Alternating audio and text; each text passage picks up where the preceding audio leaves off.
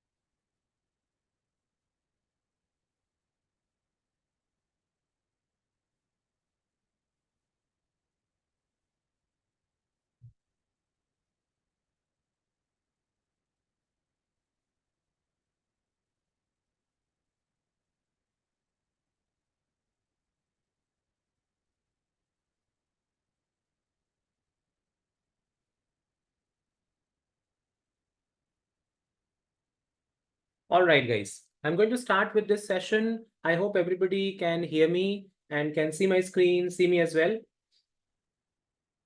All good?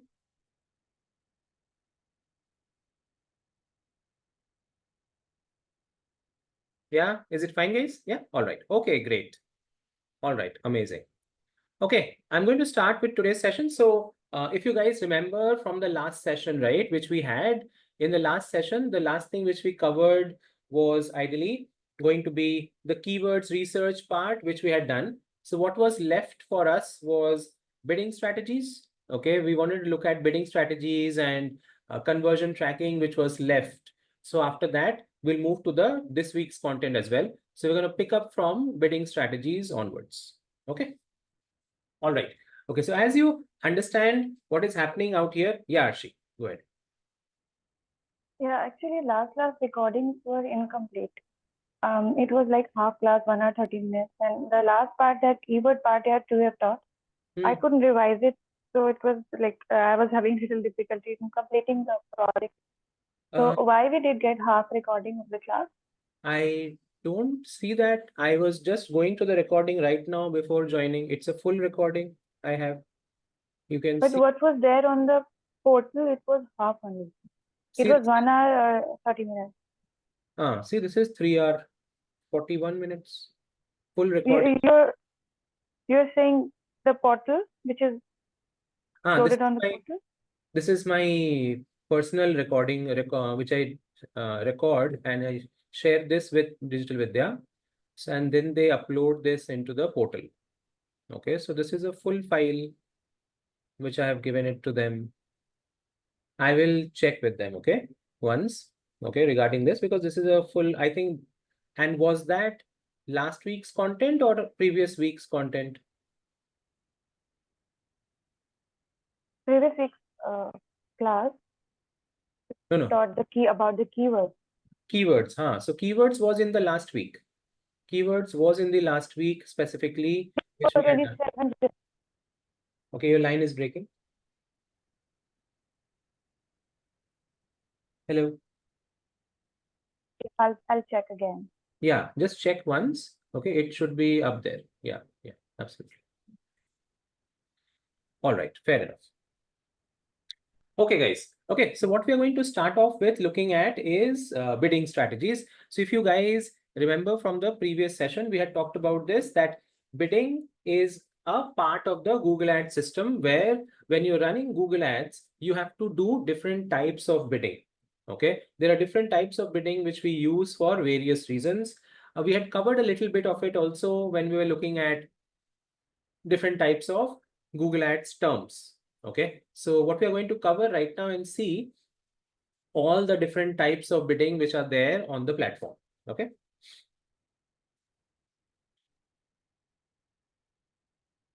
All right. Okay. So on the Google Ads platform, there are three major types of bidding: CPC bidding, CPM, and CPV bidding. Okay. All right. CPC bidding, which is called cost per click bidding. Okay, as you can see by the name, cost per click. Okay, so this is a bidding wherein you're paying a cost or money for every click which comes on your ads. You are only paying when you receive a click from a user on your ad. Okay, otherwise you don't pay anything to Google. You're only liable to pay for the clicks.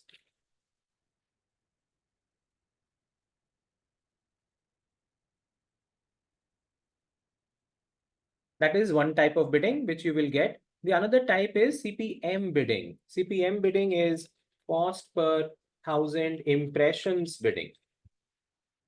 Okay, this is a cost or money which you pay for showing your ads every 1,000 times. So now you are paying just for showing your ad, not for the clicks, not for anything else. You're only paying for showing your ad.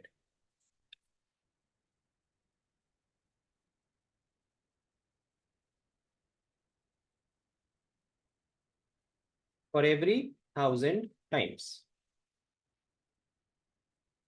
And then the third type of bidding which Google gives you is CPV bidding, which is called cost per view bidding.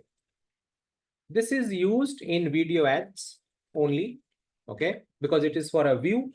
So you are going to pay a cost which you will pay for every view when you get on a video ad.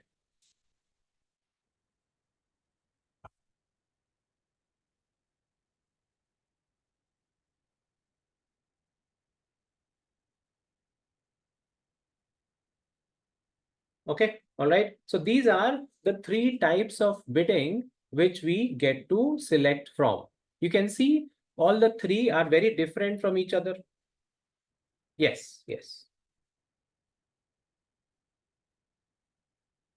Okay, so these three bidding are quite different from each other. Each of them is used for a very different reason. Okay, one is used for paying for clicks, the other one is used for paying for impressions, the other one is used for paying for views. Okay, all right. Now the idea is that this bidding types are of various types again. Okay, so we're going to see all those types now one by one. So if you see, the CPC bidding is of two types, or rather I would say three types of CPC bidding we have. Okay, there is manual CPC, automated CPC, and semi-automated CPC. Three types of CPC bidding we get here. Okay, manual CPC. Manual CPC means wherein you are setting the bids yourself. Okay, manual means when you're doing something manually yourself, a human intervention is there, a person himself is setting the bids. That is what we call as manual CPC. Okay, when a person himself goes ahead and sets the bid. Okay, so you are going to set a bid on each and every keyword. You guys remember search campaigns? In the search campaign, we add keywords, right? So for every keyword, you will have to set a bid. Okay, so you are doing it yourself, and that is called manual CPC.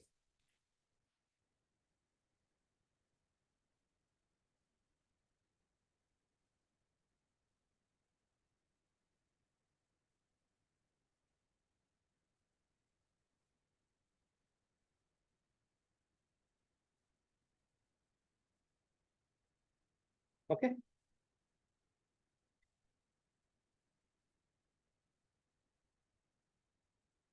All right. Okay. All right, fair enough. Okay, let's see the question first. Nafisa, I didn't understand. There is no CPS. So you tell me correct term. Are you talking about CPC or what else it is? We have not talked about anything called CPS. No, sorry, it's mistyped. Actually, CPM and CPV I'm talking about. All right. Okay. So CPM. CPM is cost per 1,000 impressions. What is impressions? Impressions means when your ad appears on the page. So you are paying to Google for making your ad appear on different pages. Okay. This is useful when you are a new business. Nobody knows about your business. Okay. So you want to do a lot of brand awareness. That is when we are using CPM bidding so that my ad appears on millions of websites a lot of time. It is appearing, just appearing. So you pay for the appearance for making your ad being shown, and that is where you use CPM bidding. But now look at CPV. CPV bidding is used when you are running video ads, which is running on YouTube. Okay, so when you're running video ads, what do you want? You want people to watch your video, right? Which is view. So when people watch your video, that is considered a view, and you pay for each and every view when you get a view. So that's a CPV model. Okay, great. Yes, Nikita, go ahead. So I haven't found these all these bidding strategies to choose from, like CPC, CPM, CPV. I've got only one screen. I am not unable to get all the features of the Google Ads. I've shared the screenshot also. What's the problem with that? Yeah. Because only this I can see. Yeah. So you are in a different account, Nikita. Okay. What you need is a Google Ads account. This is a Smart Campaigns account. What you all have to do is You see settings on the top right corner? Okay. Go to settings, and when you open it, it will open a drop down, and at the end it will say switch to expert mode. Okay. Okay. Switch to expert mode. Okay. So once you come to the expert mode, then you will have the right screen which we are using, and you will Yes. be able to find all the features. All right. All right. Okay. Okay. Thank you, sir. No problem. So there's this all the bidding strategies we can choose, like whether we have to do CPC or CPM. Correct. I will show you. I'm just discussing right now. Then we'll go to the navigation. We'll see on the platform. Yeah. Thank you. Okay. All right. Everyone with me so far able to understand manual CPC, which is a case where you are bidding on the keywords yourself. That's why it is called manual. Now look at automated CPC. Automated CPC bidding is a Google algorithm will do the same job. Okay. Rather than you setting the bids on each keyword, Google says, our Google algorithm can do this work for you. Give this work to us. Okay. Give this work to us. Our programming code will decide what to set as a bid for each keyword. So now the programming code is setting the bids on each keyword automatically. You don't have to worry about what to bid. The Google programming code will do that work for you. That is called automated CPC bidding.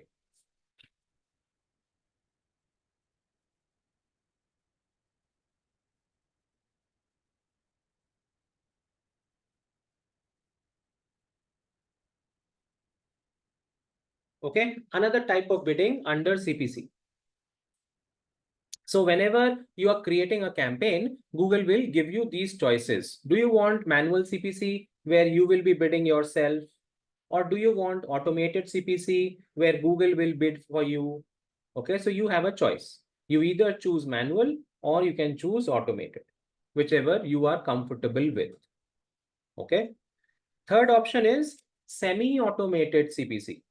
Semi-automated CPC, as you can understand, it is semi-automated, which means half of it is manual CPC, half of it is automated CPC. So both are coming together, hybrid. Okay.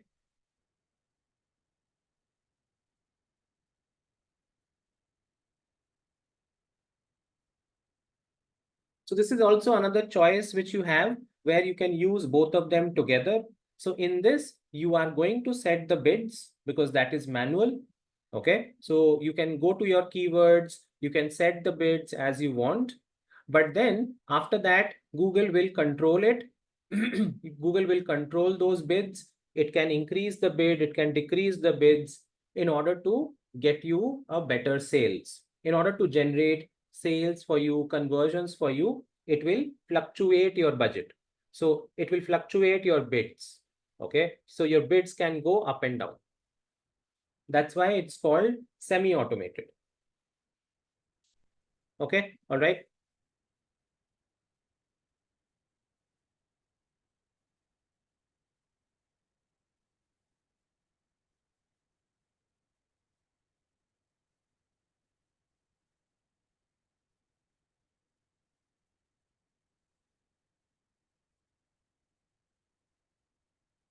These are the three types of bidding which you will get to select from on CPC specifically. Okay, and then you can move forward with that.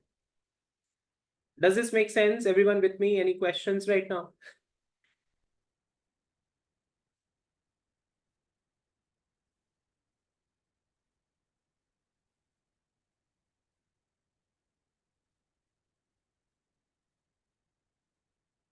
Able to understand? Yeah, Manisha, go ahead. Sir, while keyword research, while creating a campaign, there we find for every keyword we have a minimum and maximum amount. Very good. Even that one comes here in this bidding strategies? Yeah. So, right. So what are you seeing there in the keyword planner tool is the actual bid. So Google is telling you for this keyword in the market, people are paying minimum this amount and maximum this amount. For this keyword in the market, people are paying minimum this amount and maximum this amount. So like this, Google is telling you for those keywords, what people are paying in the market in the auction currently. So the keyword planner tool educates you about the market pricing. So now you know the real data.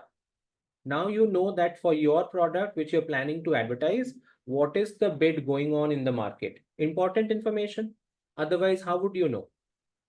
Right? So looking at that information, I set my bids. When I want to do manual CPC bidding, you're absolutely right. Okay. When you want to do manual CPC bidding, you look at the keyword planner tool and set the bids accordingly. Okay. Okay, sir.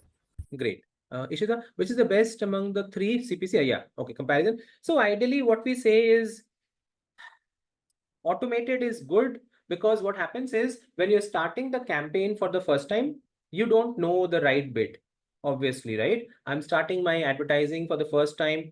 How would I know what amount is correct amount for me? Right? So I would prefer letting Google run the ads for me, bid for me through automated CPC. So Google is deciding, because Google is in the market, Google is seeing your competitors, Google knows what is the right bidding for your kind of business. So Google runs your ads according to that. That's automated CPC initially. Later on, when you see that you are able to understand, you are gaining experience into it, and now you understand what is the right bid for your advertising because you have spent enough time into Google Ads advertising, you can switch to manual CPC.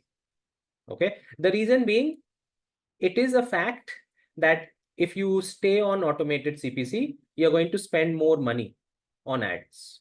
Versus if you stay on manual bidding, the control is in your hand. The spend is in your hand. Okay, so you can control the spend. So there you will save more money comparatively. So initially you can start with automated, then move to manual. Okay. All right, guys. Okay, so now furthermore, what we need to look at is there are different types of automated bidding, which we will have a look at now. Okay. So I'm just going to make a list of these bidding strategies right now, and then we will talk about all of them one by one. Okay.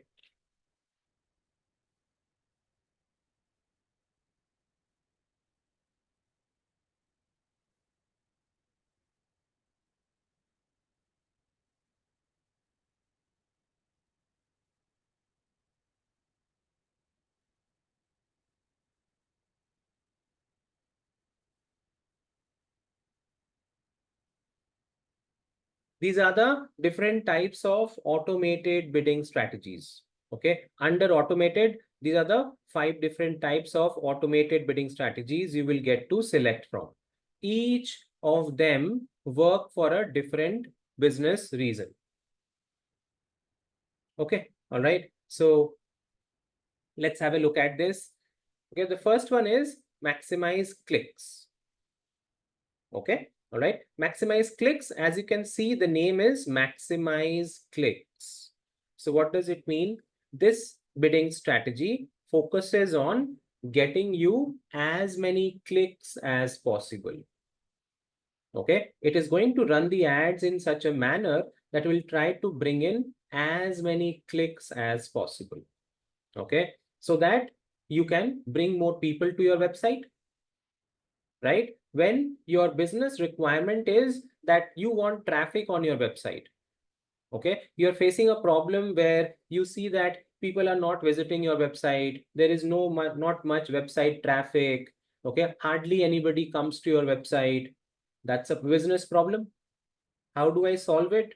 I can use this bidding strategy. This bidding strategy will just focus on getting you a lot of clicks on your ads. Clicks means traffic to the page, right? Okay, so that is what this bidding strategy helps with.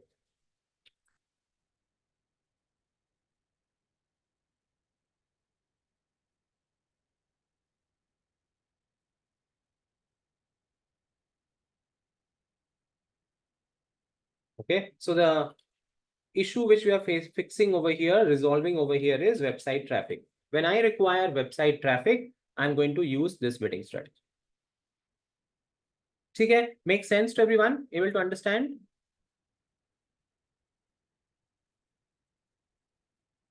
one scenario. Second scenario is maximize conversion bidding strategy. Now you can understand conversion. Conversion is what?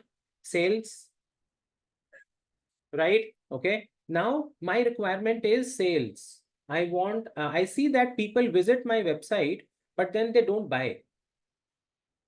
A decent traffic comes to my website, but people are not buying from my website. Okay. So I'm not getting too many sales. So that is my business problem now. So what I require is sales. I am not concerned about the traffic. Traffic is decent. Right? Now my problem is sales. So when I'm looking for sales, I am going to use this bidding strategy. Maximize conversion. This bidding strategy will try to run your ads in such a manner where the chances of getting a sale will be really high.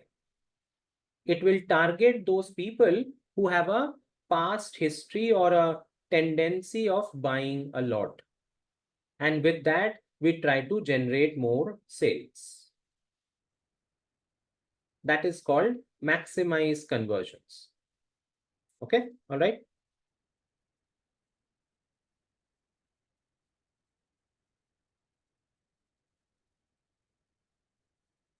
You can say sales generation or leads generation, both of them can happen. Okay, cost difference in these,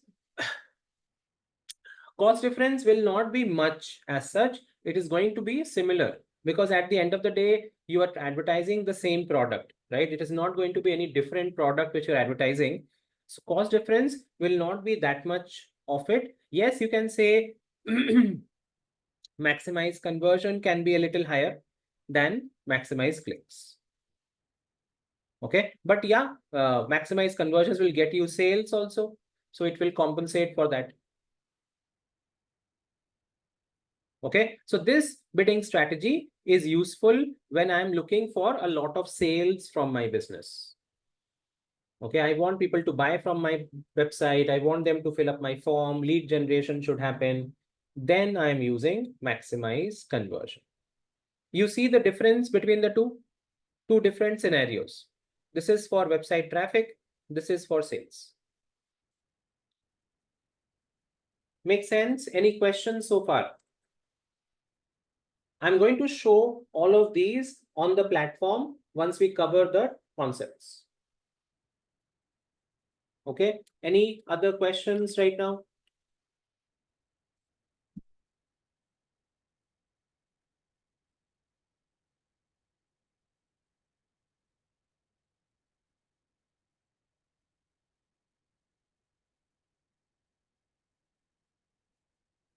Yeah.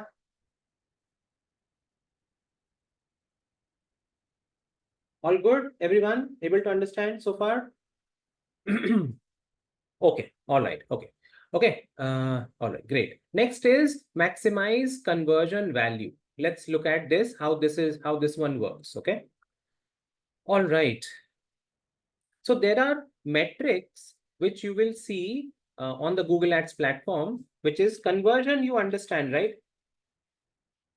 Conversion is a sale happening on our website. When a customer comes to my website and the customer does business with me, he buys my product, he takes my service, right? That is called a conversion.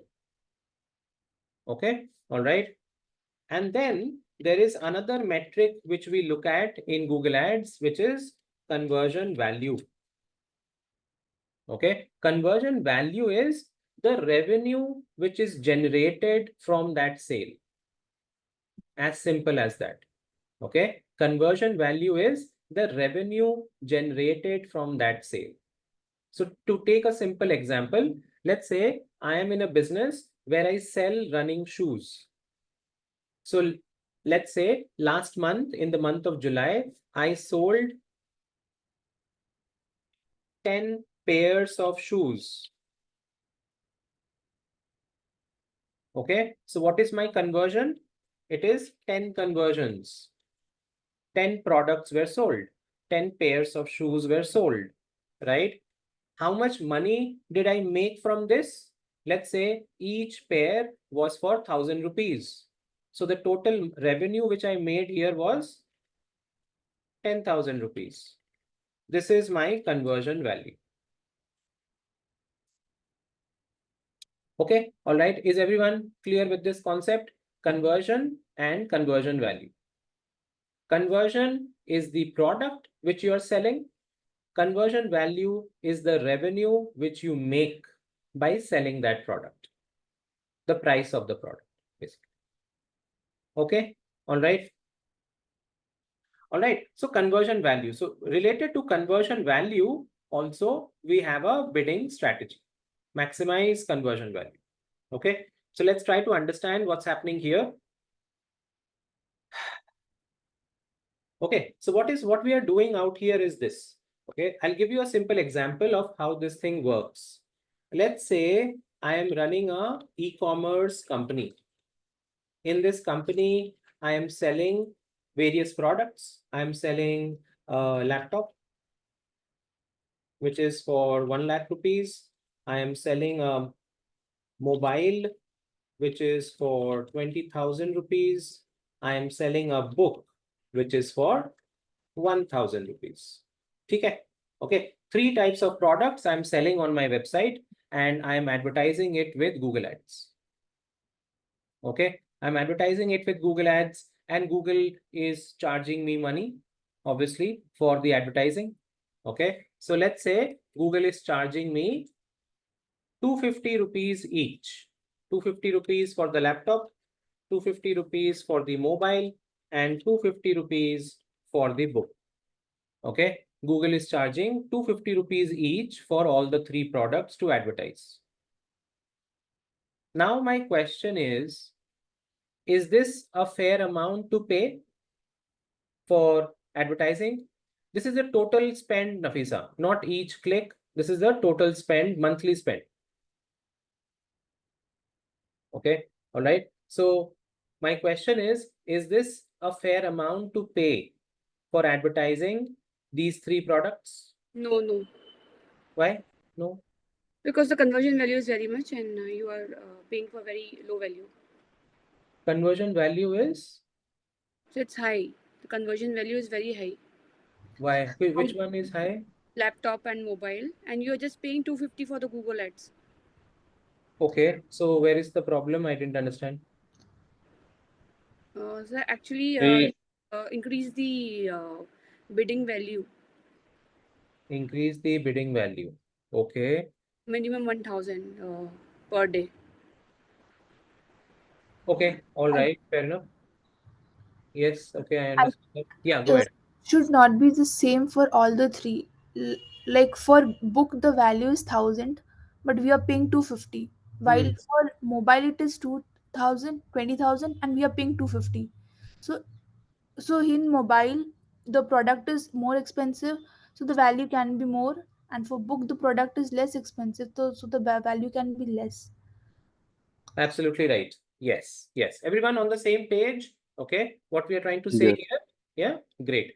Okay, so what we are trying to say here is, for if the value of the product is 1 lakh rupees, I'm paying 250 only to Google. I'm very happy about this. That I'm just spending 250 on Google and able to sell a 1 lakh rupee laptop. So I am totally okay with this. Okay. For the mobile as well, it's a 20,000 rupee mobile and I'm spending 250 to Google. I'm saying still okay. Okay, at least I'm able to sell one mobile phone with that. But look at the book now. The book itself is for 1,000 rupees. Google is charging 250 out of that. Then what is my profit? As a business, how will I run this? So I am not at all okay with this. This is very expensive. I feel Google is charging me too much money for the book. Right? What I would have preferred is something like this. They could have charged me 250 for the laptop. I'm okay. That's fine. But for mobile, my choice would have been somewhere around maybe 25 rupees. And for the book, also somewhere around 5 rupees. They should charge me ideally as per the price of the product proportionately. If the product is a high ticket product, then they can charge me more. But if it's the product is a low ticket product, they should charge me less now. This is much more reasonable and acceptable for me. So there is an option called you can automate your budget. So by clicking it, you can just give it in the hands of the Google to select as per the product. You can't automate budget. This automation is only for bidding. Automated, what you are I talking have about. seen I can share the screenshot also. There is an option for you can automate the budget also. Like I was selling a watch, and it's showing that you can just automate it according to the price of the watch. Okay. Okay, we'll have a look at it as well eventually. Okay. All right. Okay. And So, sir, I have a confusion regarding the previous session also. How many keyword theme, how much, 5 or 6 or more than keyword theme and non-negative keyword theme. How can I increase the value up to which numbers? okay, I'll come to that. Okay. Let's cover the topics first and then we'll park it out where we can discuss all the questions. Okay. Okay. All right. Sure. Okay. Thank you. All right. Okay. So this is the ideally. So what we are doing here is we want to bid according to the pricing of the product. So this is what the bidding strategy does. This maximize conversion value bidding strategy optimizes your bids according to the pricing of the product. If the pricing of the product is high, it will bid high. If the pricing of the product is less, it will bid accordingly less. And that's how you tend to make more revenue per product because you're spending proportionately. Okay.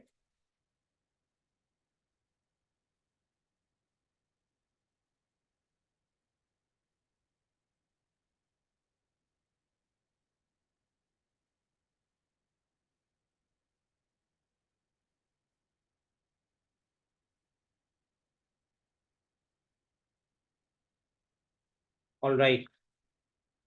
Okay. What we're looking at now is the other type of bidding, which is going to be target CPA. Okay. CPA, cost per acquisition. There are different names to this bidding: cost per acquisition. We also call it cost per conversion. We also call it cost per action or cost per install. They all mean the same. Okay. The concept is the same, which is target CPA. Let's try to understand what's happening out here as well. So this is again, what we are coming to now, guys, are all the advanced bidding strategies, which are used much later in the business. When you have a full-fledged Google ads running, you're getting a lot of sales, revenue is getting generated. And now how do you scale them? How do you make them much bigger in terms of your sales and revenue which you're generating? Okay. So there we have target CPA. So I'll give you a simple example of what's happening with CPA bidding. So let's say I'm running an online business for the last 1 year, where now I have reached a stage where I generate a lot of sales. I get 30, 40 sales every month. Okay. And now I'm thinking that I want to increase this further. I want to go to 70, 80 sales from next month. Okay. But how do I do that? I'm thinking that I will have to spend more money with Google Ads. Okay. Which I'm very reluctant of. I don't want to spend too much, but at the end, I also want to generate a lot of sales. How do I get both of these? Right. So that is where CPA bidding comes into picture. Like every business will try to do this, right? We are trying to sell a lot of our products in the market. At the same time, you're trying to control your cost. You're trying to control your investments. When you do both of them together, only then you tend to see profits increasing into the company, right? So that is where CPA bidding works. CPA bidding also focuses on two things. One, it is going to focus on sales. It is going to try to generate as many sales or conversions or leads. That is one. But at the same time, I'm going to put a condition on it. I'm going to put a condition of how much cost or money I'm willing to spend for each of those sales. So I'm telling Google that yes, I want the sales, but at a certain cost. Okay. If you can get the sales at this cost, then I want it. Otherwise, I don't want it. Okay, so on one hand, you try to bring up the sales. On the other hand, you're trying to control your cost. So what do you see as an end result? You see conversions coming, but at a reasonable cost. So which is profitable for any business. That is what CPA bidding does. I'll give you an example of it in mathematical numbers, how this works at the back end, okay?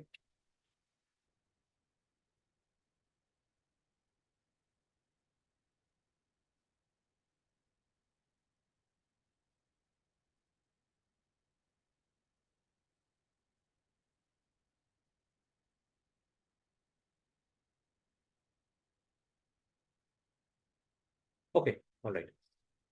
All right, so let's have a look at this.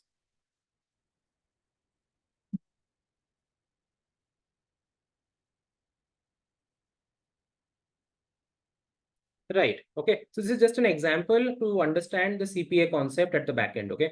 All right. So let's say I'm running a campaign which is on maximize clicks, where I'm paying for the clicks and I run the campaign for 30 days. Now, since maximize clicks is automated, Google is bidding on my behalf. Okay. So Google is bidding, let's say, 5 rupees per click. Okay. I ran it for 30 days. So I received like 4,500 clicks. Okay. So I have to pay for those 4,500 clicks. So how much did I pay? 4,500 into 5, which is 22,500 rupees I paid to Google for the clicks. Now, what did I receive in return? Let's say 4,000 leads were generated. 4,000 forms were filled. So these are the number of conversions which I got. So what is my cost per conversion? That is total cost divided by the number of conversions. So which is at 5 rupees 63 paisa. So in simple language, can I say that every conversion costed me 5 rupees 63 paisa? We can say like that, right? So this is my current situation.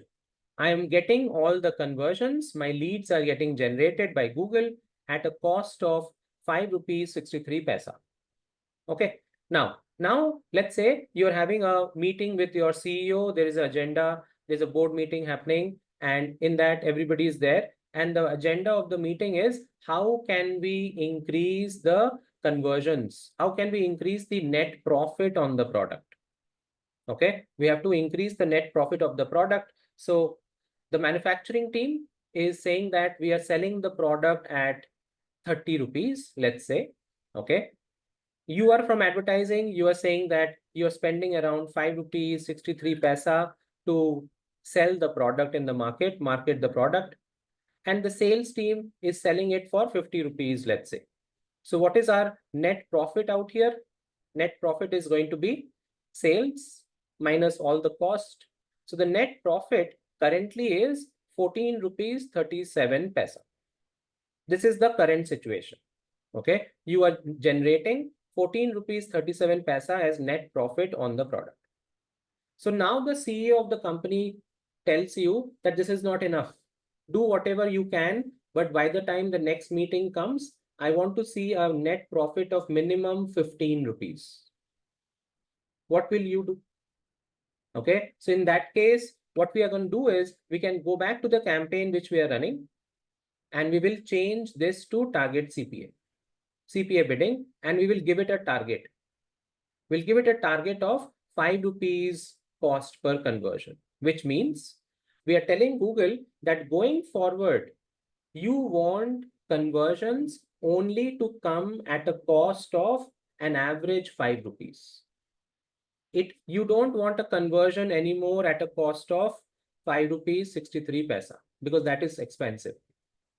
You are okay with getting less conversions. You might get 2,000 conversions, 1,000 conversions. That is okay. But the cost of the conversion on an average should be around 5 rupees. So what have you done? You have brought down the advertising cost. So if you bring down the advertising cost, that will impact the net profit. Okay. So that is what the CPA bidding does. It will try to control the average cost or money we are spending on each conversion. Okay, all right. Ishita, conversion 4K is too less. No, this is just an example. We are not discussing whether these numbers are good or not. Okay, we're just understanding the CPA concept here. Okay. All right, everyone with me, target CPA bidding. Okay. Or this is again another type of bidding which we are using to optimize our spend on each of the conversion. Okay. But still, if the clicks are less, the cost of the month will be less. Yes, clicks are less, cost of the month will be. Can we have this CPA? Sure, Arshi, I can share that. Yeah. Yeah, go ahead. Can you share some case study from your experience? What is the target CPA and what is the conversion revenue and some net profit what you got from your past experience? Case study as such. Like any one case study, any brand you have worked. Just want to know what is a realistic number. Yeah, so it is going to be very different. Ideally speaking, we have not seen like that, specifically speaking. So majority of the businesses, okay, like for example, my clients right now who are into the space of, let's say, mental health therapy, okay, or let's say into coaching businesses and stuff. Okay, so where we try to generate leads for them. So what we look at is this. We look at, okay, we are generating the leads, but then how much are we spending to generate one lead? Okay, so that is where we use this particular bidding strategy, target CPA, and we try to control the spend on each lead. Okay, so the intent is that it should not be a case that we're spending too much money on generating one lead. An average lead, like in a coaching business, you can say should be around under 50 rupees. But if I'm seeing that I'm spending around 100 rupees odd for every lead, that's not a good performance. Okay, so then I am using this particular bidding strategy, which is target CPA, and I'm trying to bring down that cost. So that is something in reality happening around. We can say like Okay, and one more question. So in the realistic life, okay, when we set the maximum click, do we get the lead? For example, if we get 4,500 clicks, do we get at least? I don't think we will get 4,000 leads. I think we will get at least 10 to 10% of lead. correct. Right. Yes, correct. Exactly. Absolutely right. Okay. Yes. Okay, you're absolutely correct. This is just an example thing I've just shared with you, which is how to look at a CPA bidding option. Okay. Can we have, okay, how net profit was calculated? Okay, net profit, we are not looking at profit again. Okay, guys, stick to the topic and let's not deviate from the topic. Okay, the topic is target CPA. Okay, we're just trying to understand how the CPA bidding works. Okay. All right. Okay, another one which we have here is ROAS, return on ad spend. This is another revenue-based bidding strategy, just like maximize conversion value was a revenue-based bidding strategy. Same way, target ROS is also a revenue-based bidding strategy. Okay, so let's try to understand how this works with an example. So let's say I'm running a books campaign. I sell books online. Okay, all right. Now my campaign is for 100 rupee daily budget. And I ran the campaign for 30 days. Okay. And after 30 days, I received around 150 clicks. So I had to pay for the clicks. I paid money for this. So the money which I spent on 150 clicks was, let's say, 3,000 rupees. Okay. 150 clicks means 150 people landed on my website. Now, once they came on my website, some of the people bought my books. So let's say the conversions. I sold 30 books. 30 conversions happened, 30 books were sold. Each book which I sold was for 1,000 rupees. So what is my revenue here? How much revenue did I make?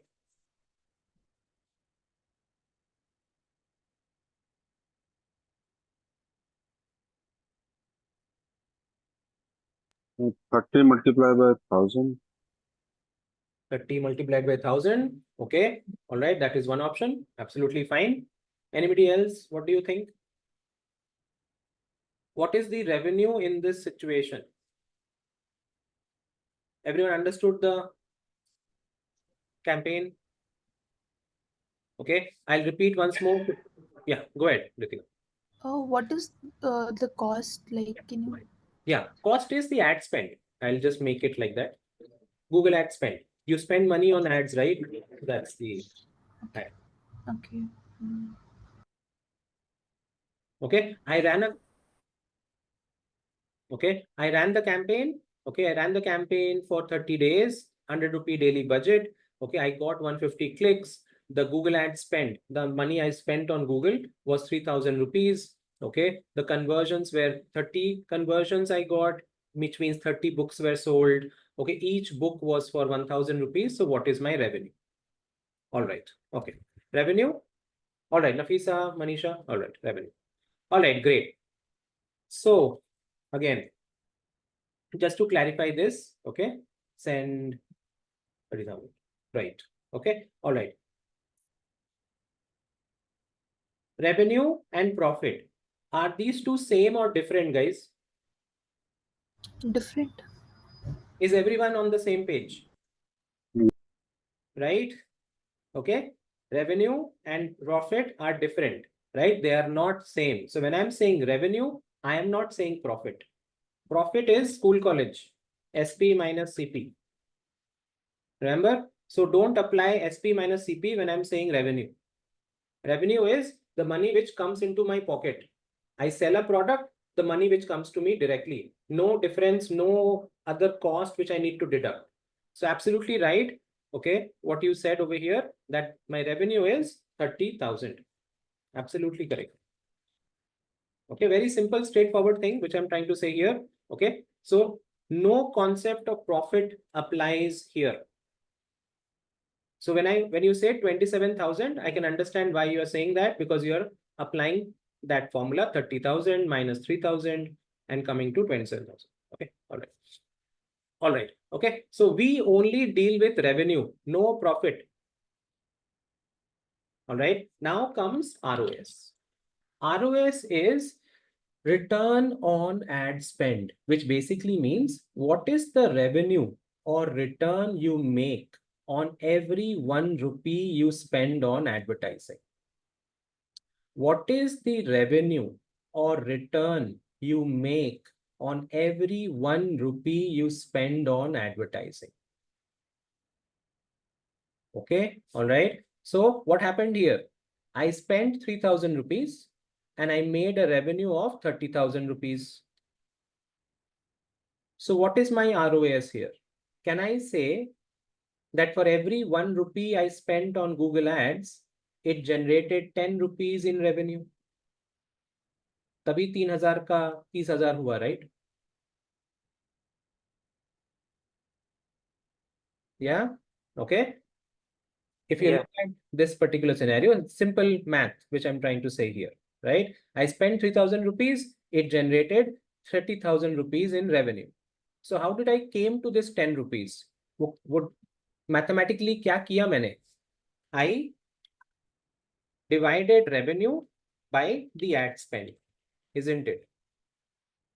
This is your formula for ROS. You look at your total revenue divided by your total ad spend, which is 30,000 divided by 3,000, which is 10 rupees, isn't it? Okay, so that's your ROS calculation, total revenue by total ad spend. Okay, so this is how. So based on this, we have the bidding strategy, which is target ROS, which follows the same formula, which is revenue by ad spend into 100. In Google Ads, हमारे पास कोई revenue बोल के metric नहीं होता है. What is the metric which we call as revenue in Google Ads? Conversion. No. Conversion value. Conversion value. Absolutely right. Very good.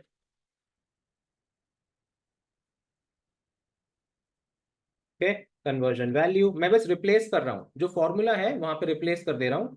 And ad spend को क्या बुलाते हैं? What do we call ad spend in Google Ads? Cost. Cost, right? Into 100. So this is our formula. In Google Ads, we look at target or ROS in this manner: conversion value by cost into 100.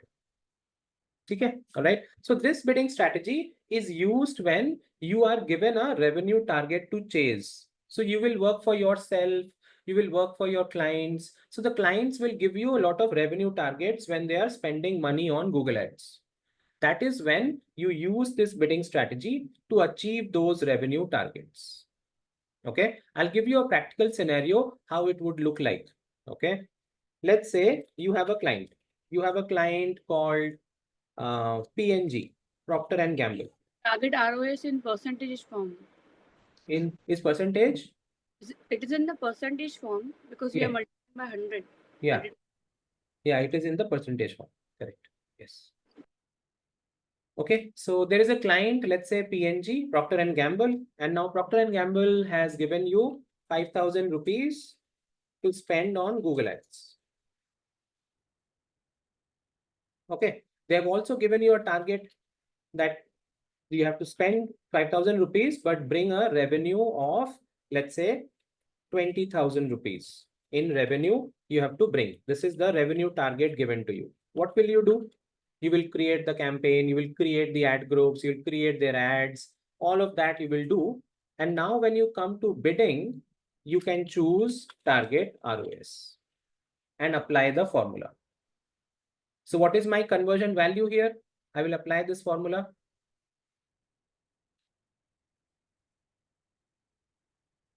What is the conversion? 4%. 4%. Okay, conversion value is 20,000. Spend is given to us 5,000 into 100, which is 400%, which is basically means 4x. What we are expecting, what we are giving a target is for every 1 rupee, the campaign needs to generate 4 rupees in revenue. हर 1 रुपए पे हम चाहते हैं कि campaign 4 रुपए revenue generate करे, तभी मैं क्लाइंट का टारगेट मीट कर पाऊंगा. राइट, कैन वी से लाइक दैट? 5,000 लगा के 20,000 रुपए का सामान बिक पाएगा. Okay, so like this, you're going to set the revenue target ROS bidding for your clients. Does this make sense to everyone? How target ROS is going to work for us? Any other questions so far? Able to understand this?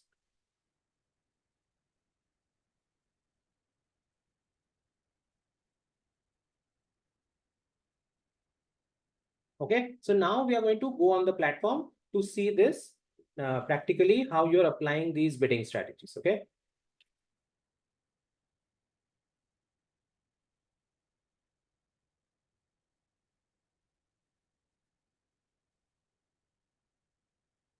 All right. Okay, these are all the bidding strategies, guys, which you will get to use on the platform. Okay, one more thing, last one point. Under CPC bidding, these are all under CPC bidding till here.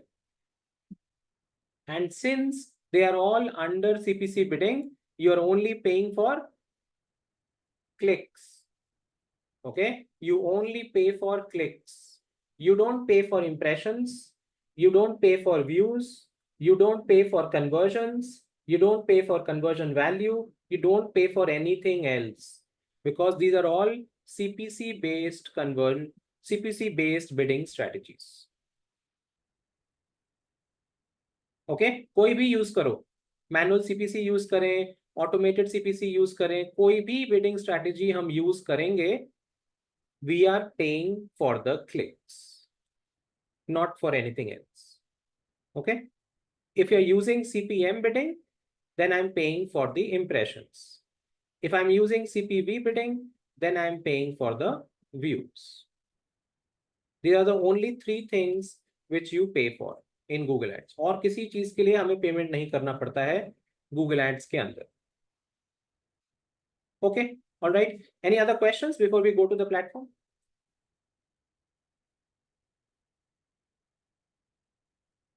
Okay, well, let's see.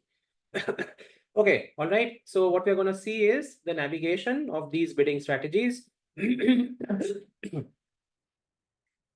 Okay, so bidding strategy campaign level पे set होता है. So we're going to look at a campaign setting. So this is a campaign. I can go to the settings over here. So you can see here is bidding. I can come here and change the bid strategy to whatever I want.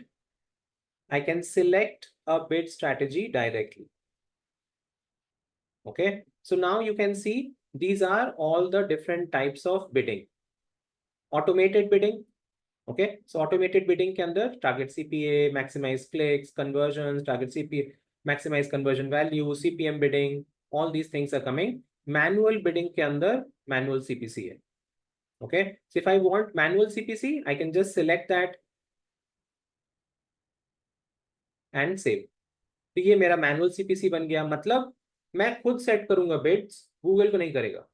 I will set the bids on the keywords myself. Then another one is maximize clicks, automated.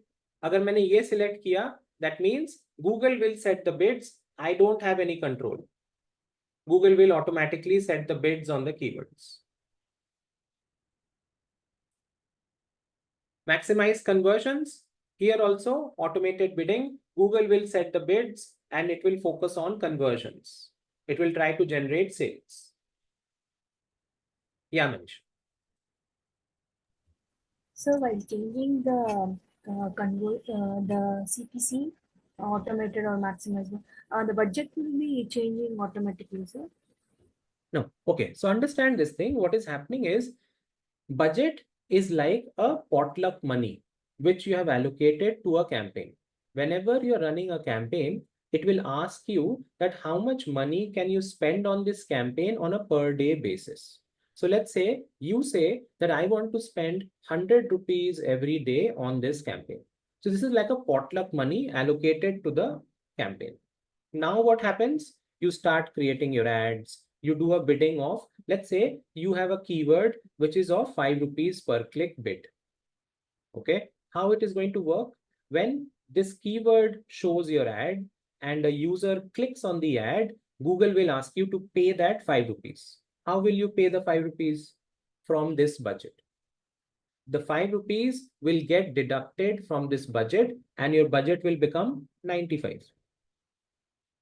Again, somebody sees your ad, clicks on your ad because of this keyword. Again, Google will ask you for 5 rupees.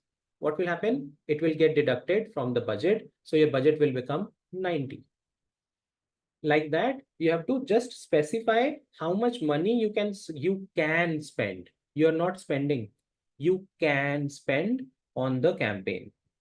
Now, based on how many clicks you are getting, Google will charge you and it will deduct it from the budget. Okay. Can you please repeat once again the settings part where we have got this on Yeah. the Yeah. CPMs? So, yeah. So if you are on this is your campaigns page. Just beside the campaign page, there is a gear icon. So if you click on the gear icon, the settings comes up. Okay. What are the usual percentage of Google Ads company keep for conversions? Percent of Google Ads company keep for conversions. I didn't understand what you mean by usual. What percent are we talking about, Nafisa?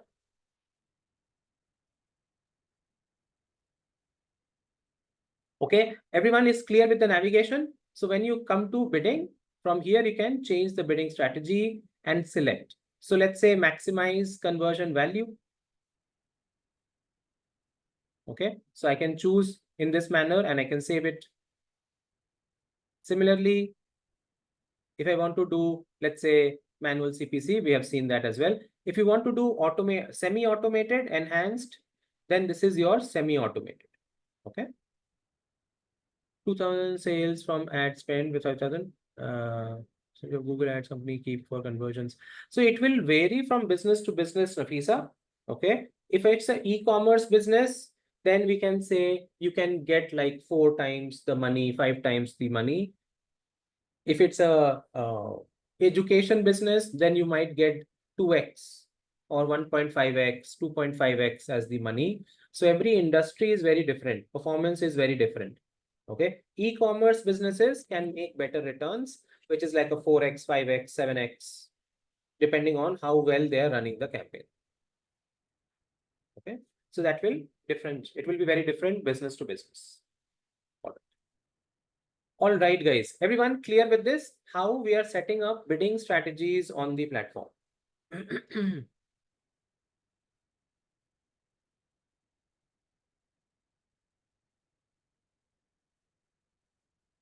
Okay, all right. That's the bidding strategies. Now we are going to look at another piece, which is going to be doing this search engine. Sorry, this search engine ad preview. Then we have to use CPC. First time. What was the first part you said? When we are doing the search ads, our campaigning is a search, then converting into leads. So we have to use CPC model to get the conversions. So depending on what is the focus, okay. So ideally what we do is when you're running the campaign for the first time, we are doing maximize clicks so that we can bring traffic, okay. Once we are doing maximize clicks for a while and we start seeing traffic coming, we see some sales happening, then we move to maximize conversions. We will edit it later. Yeah, we can edit it later. Yes. Okay. All right. Great. You can say e-commerce 22. Yeah, you can say like that, Nafisa. Yes. All right, guys. Okay. So now what we are going to look at is conversion tracking. Okay. Another very important feature of the Google Ads platform, which is conversion tracking, how we can track our conversions. Now, I hope everybody is clear with what is conversion, right? Conversion is a sale happening on our website. When a customer does business with me, he buys my product, he takes my services, he fills up my form. So those are all considered as a conversion. Okay. And that we can track. I would like to track this in Google Ads because then I will understand how many sales am I generating through Google Ads. Important for me, right? I'm spending so much time to understand Google Ads. I'm putting my time and effort and money into running Google Ads. For what? This is what it is for. Okay, you're running ads to sell your products for yourself or for your clients, right? So that is what we are calling as conversions or conversion tracking. Okay, you can track your conversions also in your Google Ads. Yes, Manisha. Okay, let's try to understand both of these. Conversions and leads, both are same. Yes, absolutely right. Both are same. So let's look at this very simple. So in conversion can be of different types. Okay, one is what we are looking at is a online sales. Online sales is when you go to any website and you buy a product. Example, Amazon. This is online sales, which is conversion. For Amazon, conversion is when somebody buys their product. And then there is leads generation. Okay, for a B2B business, okay, any B2B business like a real estate website, okay, can you buy a property on a website? Not at least now, God knows in the future, maybe, okay, but right now you cannot buy any property on a website. If when you go to a real estate website, they will just ask you to fill up a form. So filling up a form is like a lead generation. And for that website, it is a conversion.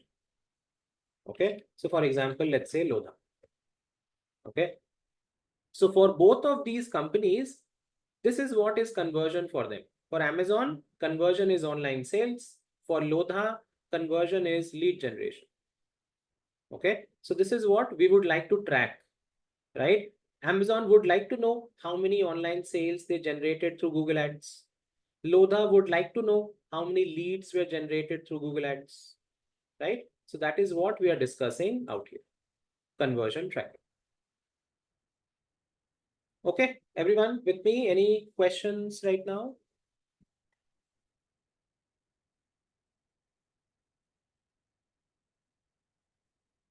Okay, fair enough. All right.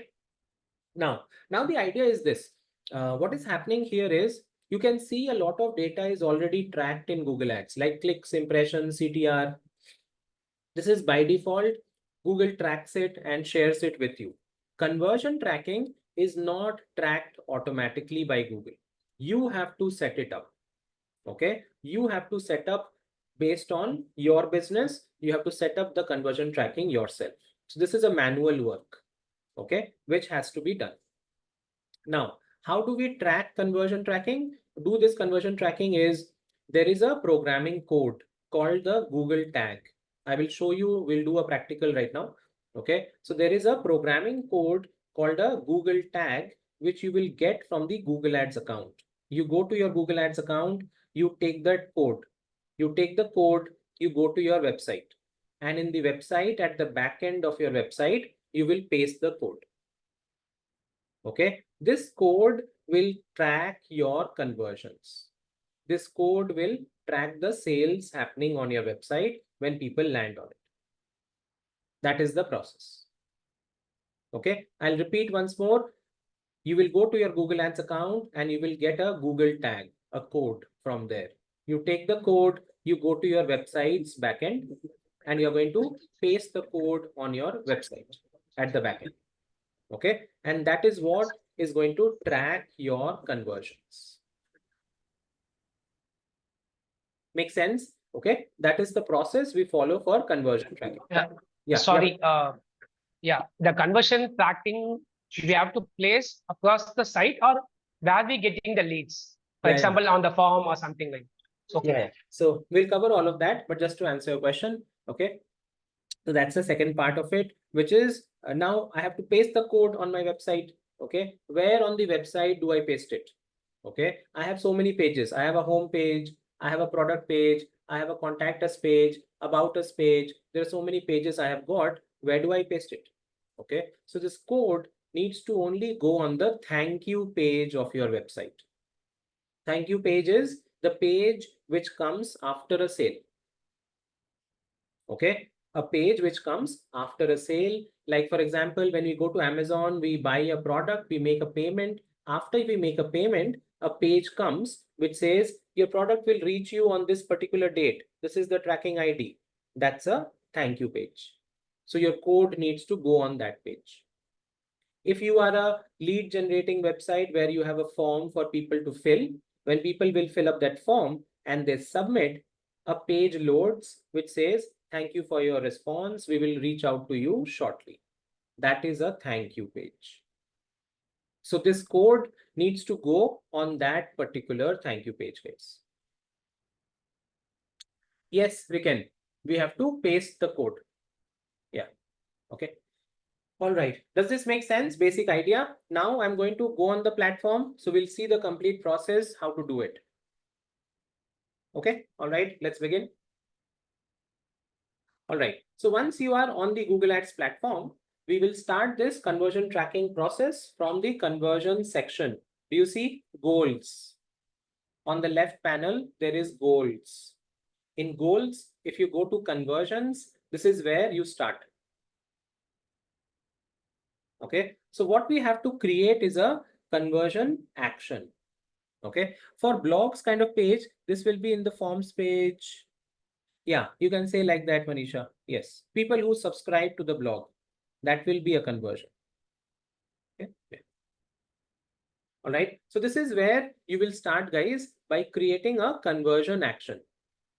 Conversion action basically means Google wants to know what do you want to track as a conversion. Okay, Google wants to know, what do you want to track as a conversion? Is that a purchase? Is it a lead form submission? Is it a page view? What exactly do you think is a conversion for your business? So you have to give all those details to Google, and then Google will give you the code. Okay, so we have to fill up this form first. So let's start. So there are different types of conversion which can be tracked here. So we are going to do it for websites because 95% of the time we are tracking it for websites. Then you can give your website's domain to Google to scan it. So you give your website and Google will scan it. Once they scan it, then they will give you the form to fill up. So we can do it manually. We can add the conversion action manually. And this is the form which we will have to fill. Okay, so the first thing Google is asking is select the goal category. Okay, goal in the sense conversion category, what type of conversion it is. So under sales, there is purchase, add to cart, begin checkout, subscribe. Under lead generation, there are different types. So different types of goals or conversions can be there for different businesses. So in my case, in my website, I have a form. I just want people to fill up my form. So I'm going to choose submit lead form. And then we can give a name to this conversion, which we are creating. So I'm saying leads. Okay, next is value. So Google is also asking, do you want to give any value to this conversion? Value means revenue, which means if this conversion happens, will that convert into any revenue? Will you make any money out of it? Define that. Okay, so in this, Google gives you three options. The first option is use the same value for each conversion. This is used when you are in a business where you are selling one type of product. Okay, a business where you have a particular thing which you sell to every customer who comes. To give you a practical example, let's say I run a gym and people come to my gym to take membership. So I have a flat fee for my membership, which is 1,000 rupees. Anybody who comes to my gym and joins my gym gets it for 1,000 rupees membership.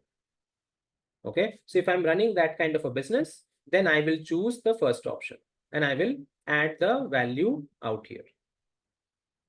Why am I doing this? Because this will later on give me data. It will tell me how many memberships I got in the month of July and how much revenue did I make. So it will tell me I made 10 memberships I got in July. Each was for 1,000 rupees. So the total revenue I made in July was 10,000 rupees from Google Ads. Okay, so this is for those kind of businesses where you are selling one type of product. Then comes use different values for each conversion. This is for businesses who are selling multiple products with different prices, like an e-commerce. I'm selling a laptop for 1 lakh rupees, a mobile phone for 20,000 rupees, a book for 1,000 rupees. 3 different products, 3 different values. If somebody buys a laptop, value is 1 lakh. If somebody buys a book, value is 1,000. If somebody buys a mobile phone, value is 20,000. If somebody buys all the 3, then it is 1,21,000. Right? Value is changing in each conversion.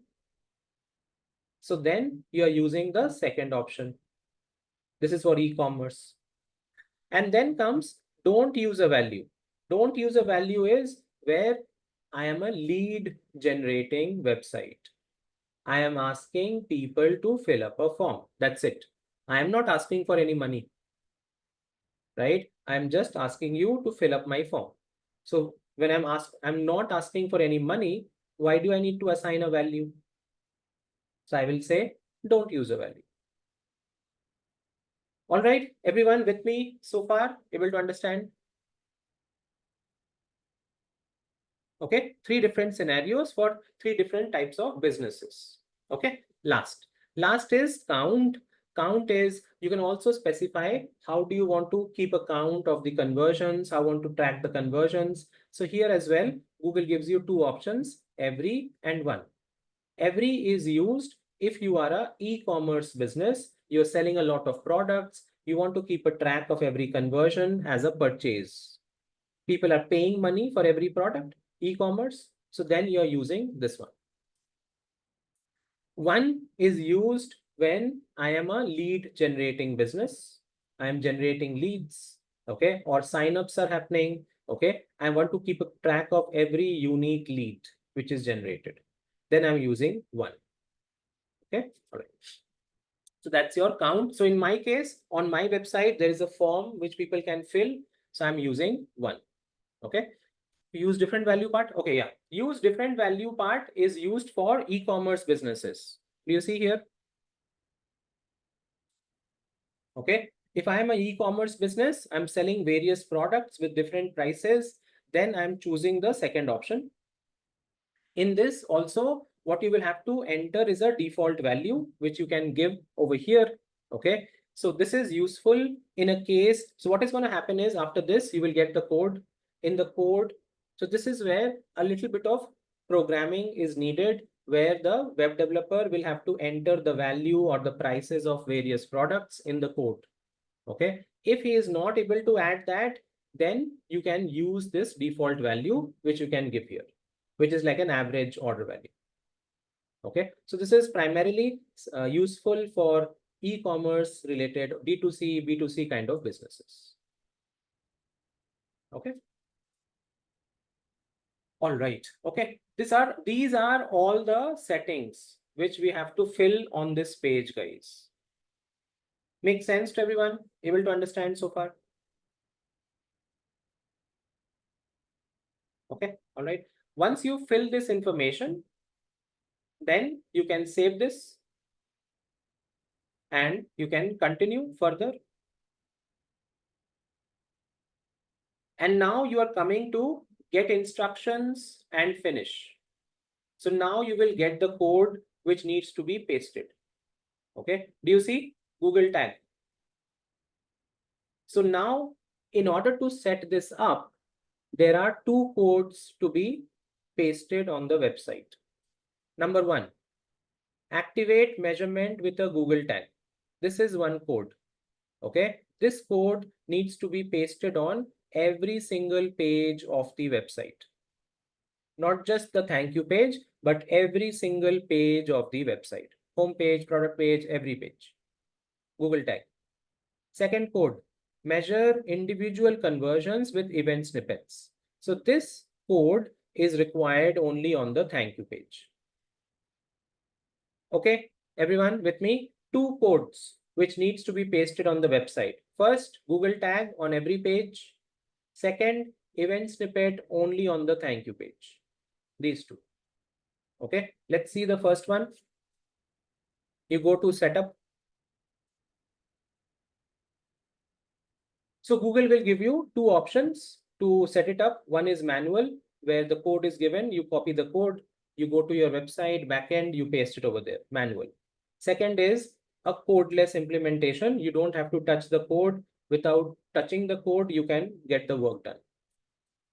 So let's look at manually. This is the code, guys. Okay, so this is what you copy from here. And then you go to your website's backend and you paste. Okay, do you see the instructions given here? Copy and paste it in the code of every page of your website. Okay, so Google tag has to go on every page of the website. Okay, so in case if you feel that this is getting too technical, I would not be able to manage this or things are like that. Okay, then that's why Google has made another option, which is codeless implementation.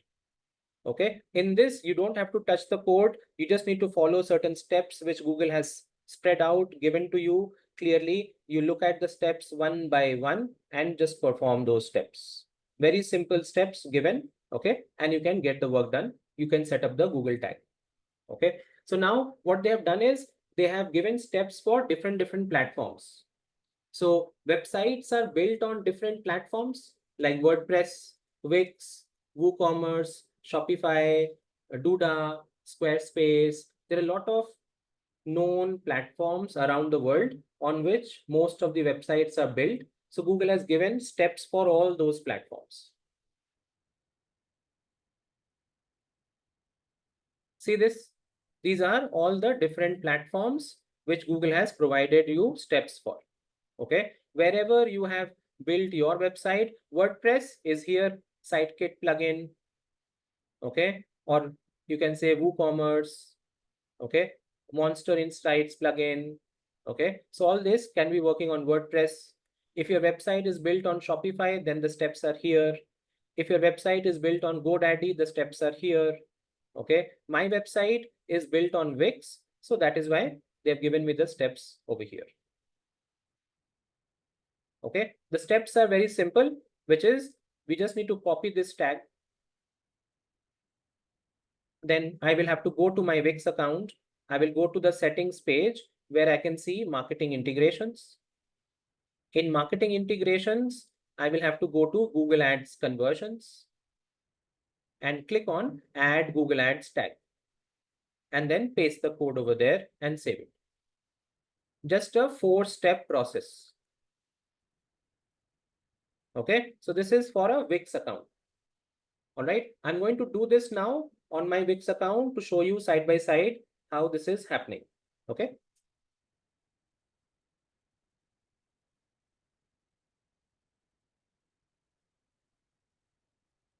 All right, I hope everyone can see my split screen. Okay, both of the sides are visible properly. Okay. So this is my Wix dashboard at the back end. Okay, and this is my website. Yeah. Okay, so this is just an example, Ishita. Okay, WordPress website example is also there. I'll share a video with you on that. Okay. All right. Okay, so this is the WordPress Wix website. Okay, on which we are going to see the setup done. All right, you can see this is the form which I have on which I want to set up as well, conversion tracking. So we'll see to that. Okay, now on this website currently, there is no code which we can see at this moment.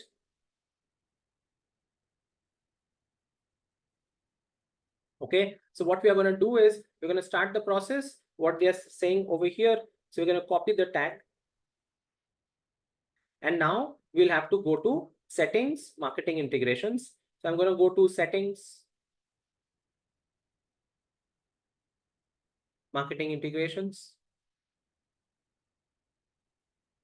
And in marketing integrations, I have to go to Google Ads conversions. So Google Ads conversions here, connect, and I have to add the Google Ads tag and save it. So now you can see it says you connected Google Ads conversions to your site. So my Google tag is now on my website. I can test it. I can refresh the page and use this Chrome extension. So now I can see this is there, Google site tag. This is the same number which we are pasting from here.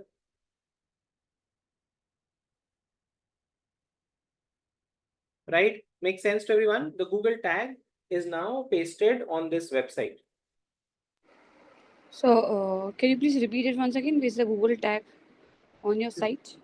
Yeah. Or we checked. How I checked, yeah. So this is a Chrome extension called Google Tag Assistant Legacy.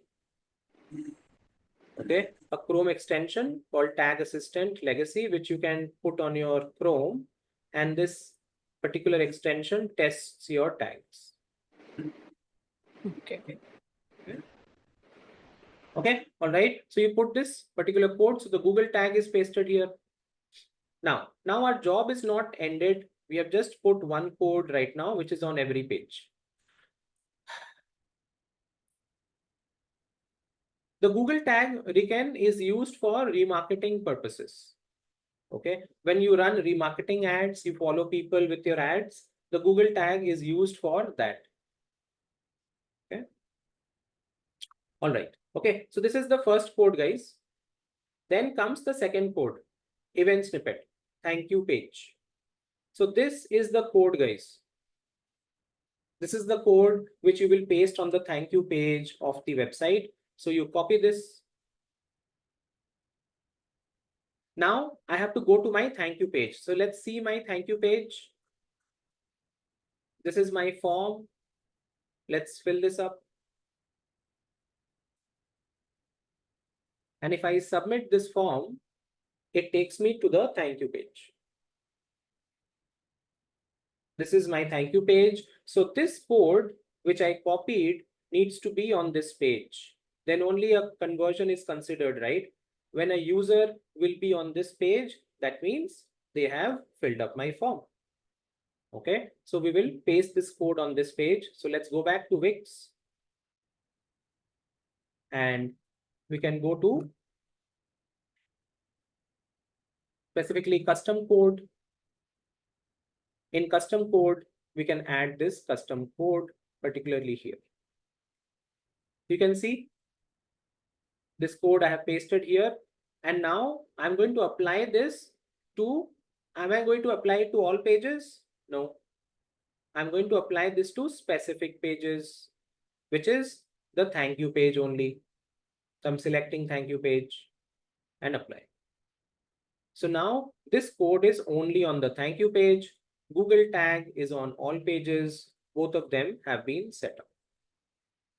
So now I can refresh the thank you page.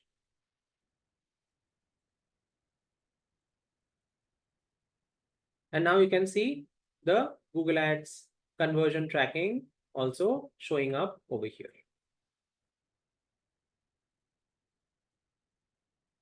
Okay. So this is how your conversion tracking gets set up on the account. Okay. All right. This is happening on Wix. Specifically, you can see it says over here.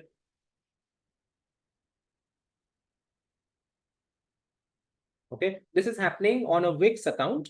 I have a video for you guys which shows you the complete process for WordPress. Okay, this is a video which shows the same thing, starting from scratch, starting from creating a conversion action till going to the WordPress and setting it up there also. So this complete video, this guy shows the same thing on WordPress websites. Okay, I'm just going to share this on the document.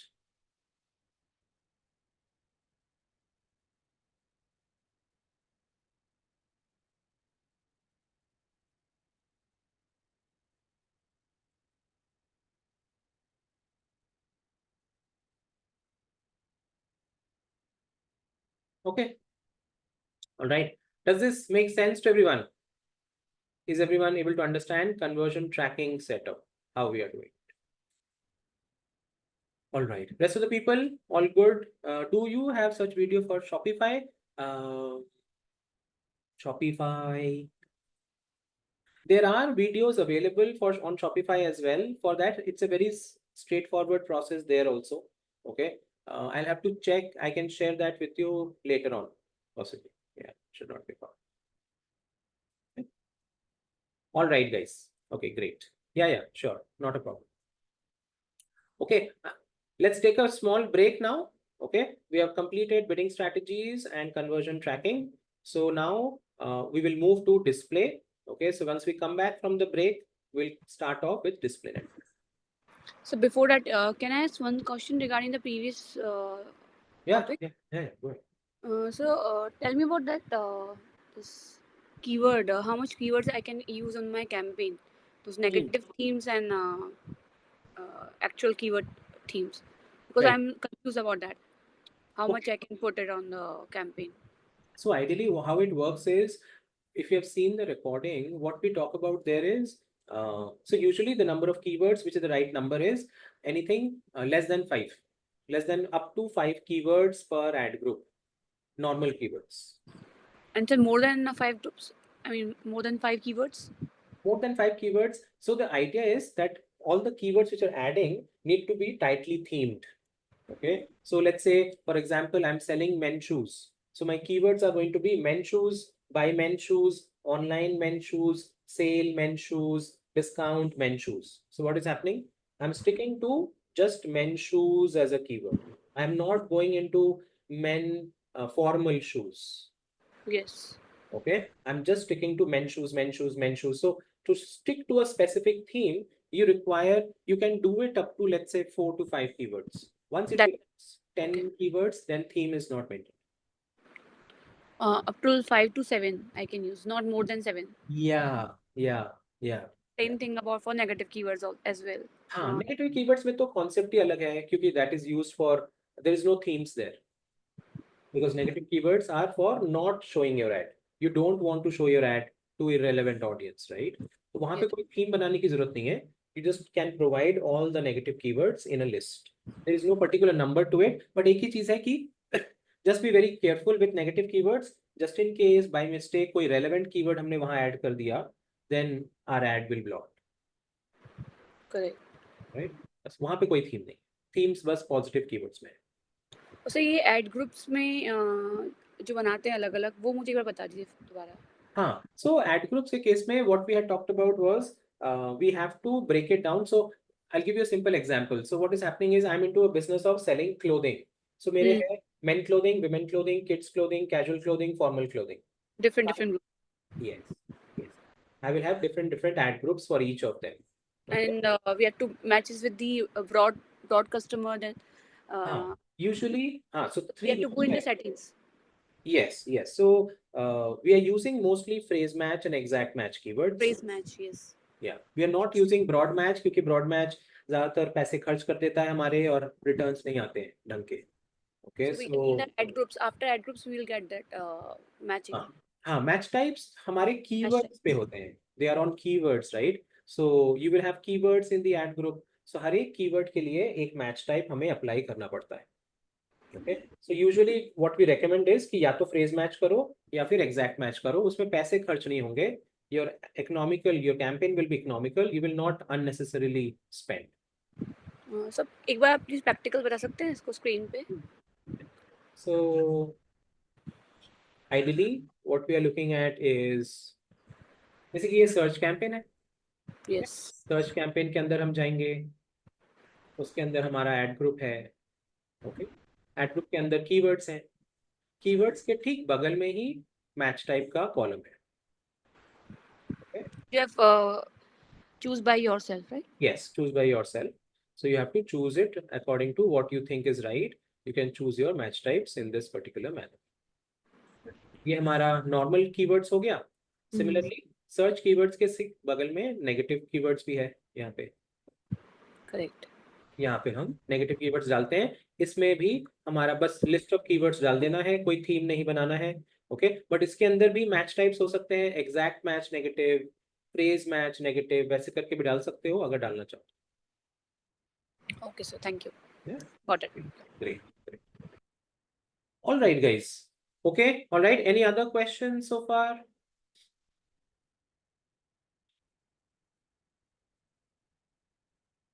Fair enough. All right. ठीक है. Okay. Let's take a break till 12 p.m. Okay. Let's come back by 12 p.m. everybody, and we start with display. Okay. Great. Thank you. Thank you so much, guys. I've seen that if we put keywords in exact match, then cost per click goes high. Ideally, that should not happen. Okay, because exact match will limit your number of clicks because you are now putting a condition that your ad will get triggered only when that exact keyword is searched. So it can be a possibility if it is a high competition keyword. If it's a high competition keyword and in order to win that auction, Google will increase your bid. So that can be a reason for it. If it's a niche business, wherein, again, not a niche business, but if there are a lot of competitors for that particular business, then yes, CPCs can go high. Okay, great. All right, guys. I'll get back to you again. We'll join back at 12. Thank you, guys.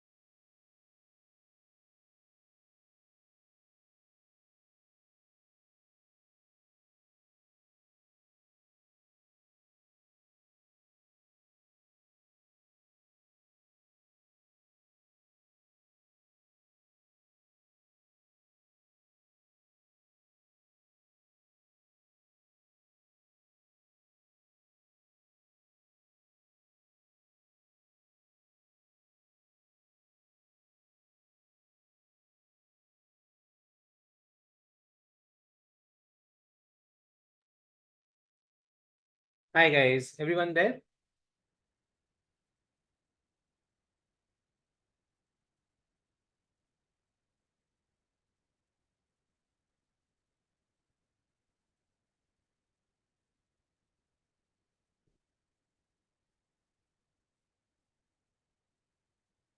All right, we're going to wait for the other people. Okay. 2-3 minutes and then we start.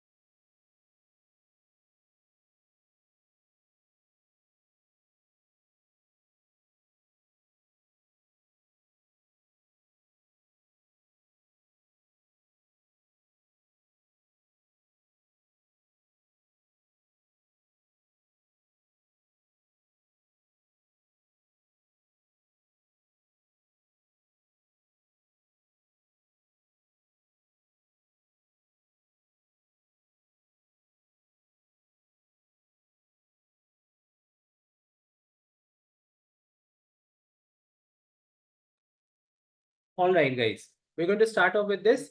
So what we're going to look at now is going to be the display network, display campaign creations. Okay, so by now you have seen we have looked at search campaign creation. So all that was one side of the product.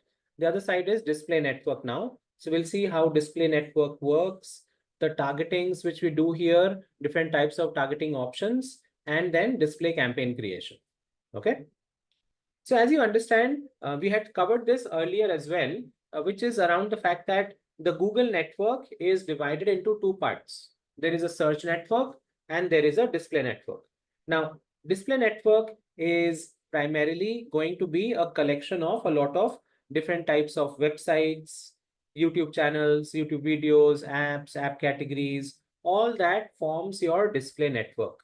Okay. And here you can do different types of targetings to show your ads. Okay, so the idea is that I want to show my ads on only the relevant websites, right? I don't want to show my ad everywhere. I want to show my ad on websites which make sense for me. To give you a simple example, let's say I'm in a business where I sell digital camera. So I want to target all the technology websites. Or let's say I am in a business of selling running shoes. So I would like to target all the sports websites because I feel that people who will come to such websites will be more interested to buy my product. Okay, so that is how we do our display advertising. All right, so we'll have a look at this now, how the targetings happen in display.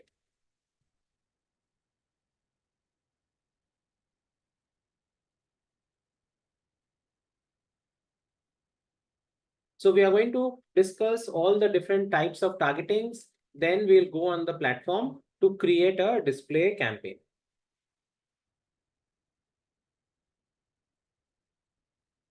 All right. Okay. So in Google Ads, there are two types of targetings which we do in display. Okay. Which is people targeting and content targeting. In people targeting, there are again two types, which is audience targeting and demographics targeting. In content targeting, there are three types, which is topics, keywords, and placements. So we'll talk about all of them. In audience targeting, which you get here, there are 5 types. There is affinity audience, in-market audience, life events, detailed demographics, okay, remarketing. These are the 5 types of audience targeting. Okay, all right. And demographics targeting is done through age, gender, parental status, household income. Okay, so these are the different types of people targeting which you get here. Okay, let's try to understand each of them one by one. How do they work? So let's start with audience targeting. The first is affinity audiences. Okay, affinity. Affinity means interest, okay, inclination, likelihood, you can say hobby, having affinity towards certain things. So in affinity audience, Google has been tracking user data from day one. So Google tracks every user's every activity which happens on Google network. So now Google has a huge amount of data about people with different interests. People who are interested in photography, people interested in running, driving, gardening, like this, hundreds of different interest categories which Google has created based on what people search on Google network. Okay, and the activities they do on Google network. So based on which hundreds of categories Google has created, which falls under affinity audiences. So Google says these are the kind of audiences who like these are their hobbies, these are their interests. So now you can target these categories based on your business. Okay, so you will be able to target your users based on their interest. For example, let's say I am in a business where I sell running shoes. So I want to target those people who are interested in gym, physical activity, running, okay, rock climbing. Okay, so I would like to target such people because I feel that they will be more interested to buy my running shoe.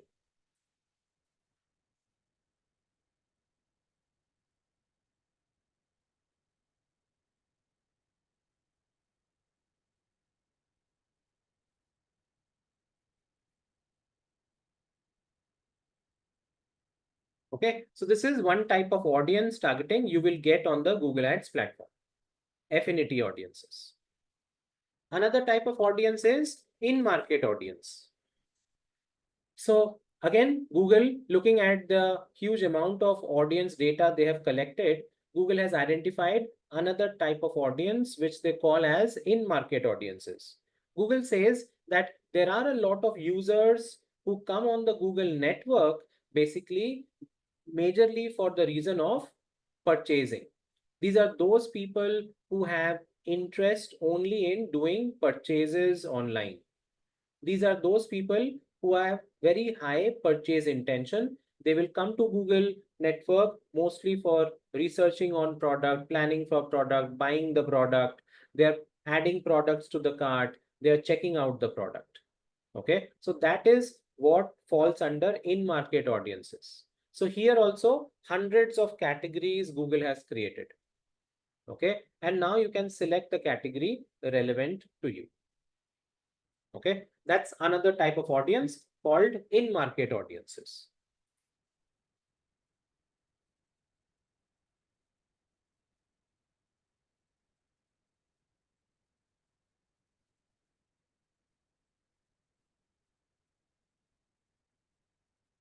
Okay, interest-based affinity audiences and Yes, yes. Affinity means interest.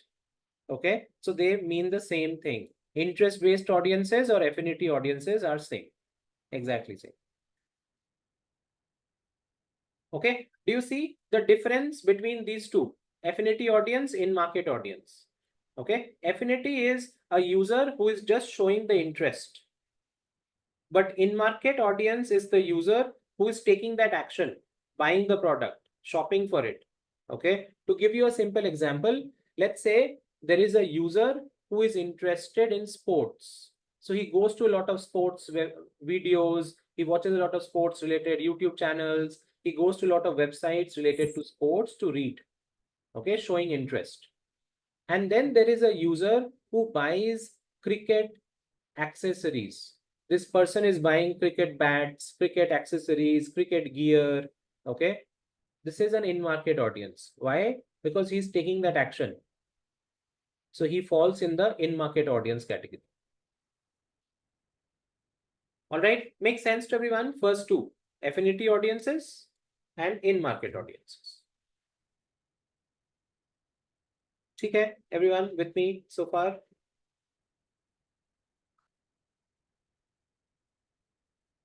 Okay, all right. Next is going to be, let's look at demographics targeting, very simple and detailed demographics.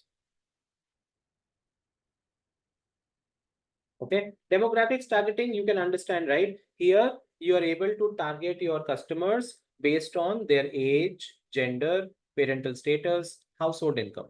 These four information. Okay, how Google is able to target them with this?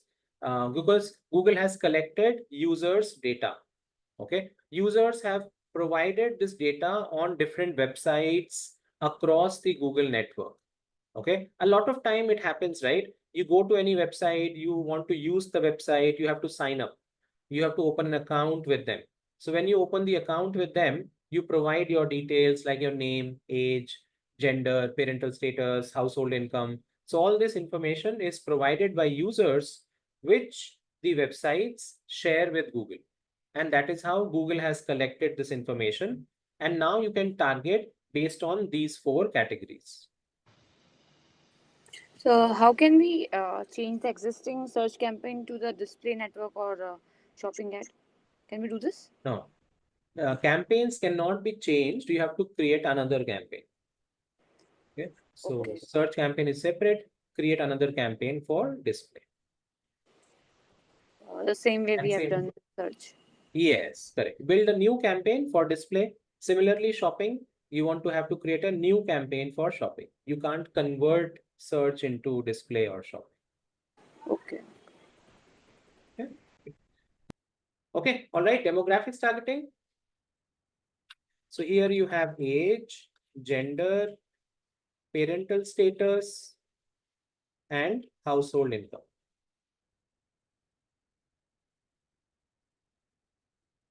Similarly, you have detailed demographics. So this is a new type of demographics which Google launched later on related to demographics called detailed demographics. You can understand the name detailed, which means it goes a little bit more specific into demographics. So now I can target people based on parental status. So in parental status, I can target specific parents, parents of infants, parents of toddlers, parents of schoolgoers, parents of teenagers. Okay, let's say I am a business which is into selling baby products. I am like mother care, baby hug, first cry kind of a business, and I sell baby products. So I can target these. So I can use this particular audience, parents of infants, parents of toddlers. Then marital status. In marital status, I can target audiences like single, in a relationship, married. So here, let's say I am a business which is into traveling packages. So I can target these audiences. Then third is education. In education, you can target audiences like college going students, bachelor degree holders, advanced degree holders. So let's say I am like a university giving post-graduation courses. So I can target bachelor degree holders. And then comes home ownership status, where I can target audiences like homeowners and renters. So let's say I am a real estate guy, I'm selling flats, so I can target these two audiences. So that is your detailed demographics. This is based on parental status, marital status, education, and home ownership status.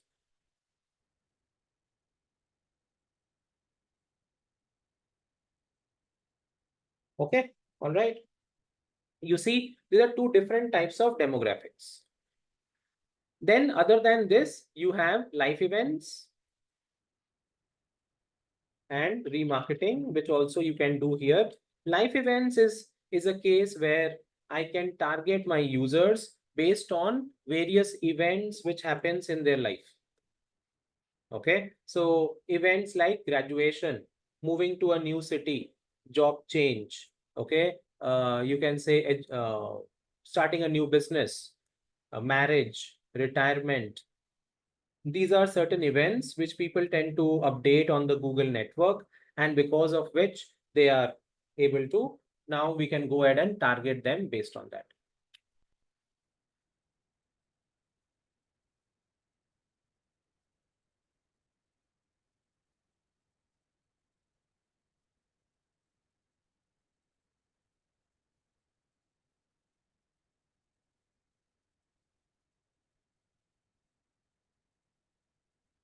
And then the last audience targeting which you have is remarketing audience. You know this, right? Remarketing audience are those people who are coming to my website, they are checking out my products, but they're not purchasing for whatever reason. So what do? I follow them. I follow them on different websites where they go to. I keep showing them my ad, okay? And I try to convince them to click on my ad, come back to my website and buy the same product. That is your remarketing, which you can do here.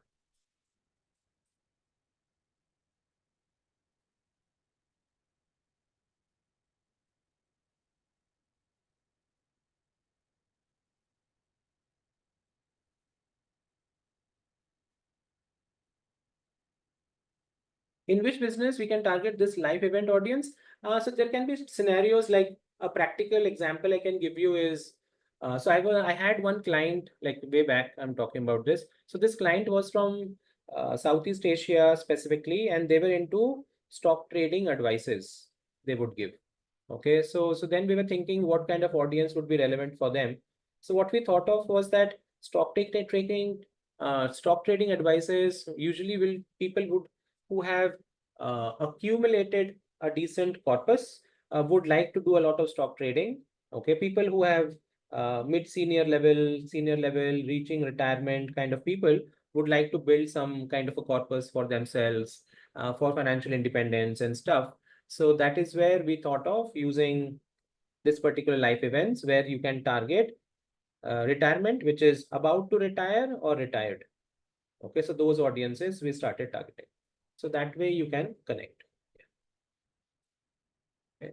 Suppose I sell leather product, which audience should I target? Leather products, yeah. So ideally you are looking at in market. Okay, so you are selling leather product, Navisa. Okay, so people who have a high purchase intention, these are those people who will come to Google on a Google network websites to buy these leather products.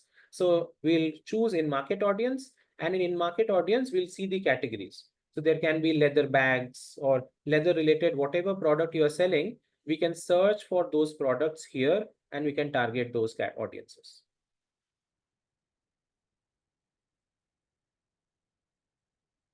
All right. Okay. These are all the audience targeting you get, guys. This is one part of it.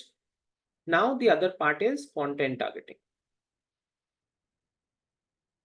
After this, once we cover all these topics conceptually, then we will get into the practical of seeing them on the platform when we create the campaign. Okay. So you have topics, keywords, and placements. Okay, topics is a case wherein what is happening is you can target people. So since Google is connected to millions of websites, so now Google has gone ahead and broken down all these websites into various topics. So Google says there are websites related to retail topic.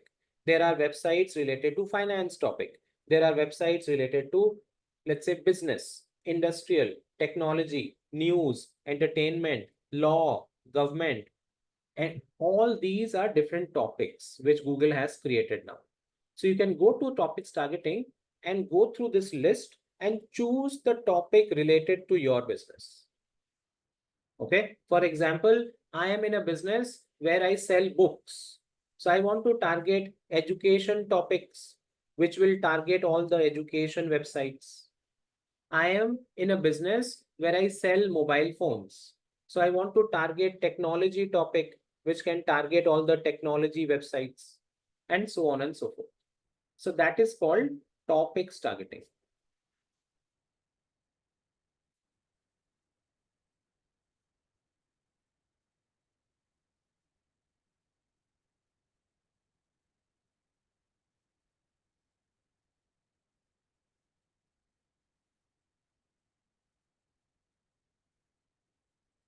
In the same manner, you have keywords, okay? Keywords targeting. Here, you have seen that we have added keywords in search campaign. Same manner, you can add keywords in display campaign for a very different reason. Okay, keywords which you add over here, we add this to explain our nature of business. So what we do here is we add a number of keywords which describes our product, our business, our services. Okay, once we add the keywords, Google will scan our keywords to understand what is the business we are trying to advertise. Once it understands my business, it will try to find websites across the Google network where it can show my ad. Okay, to give you a simple example, let's say my business is into selling iPhone 14 mobile phone. Okay, so my keywords are buy iPhone 14, sale iPhone 14, discount iPhone 14, iPhone 14 offer.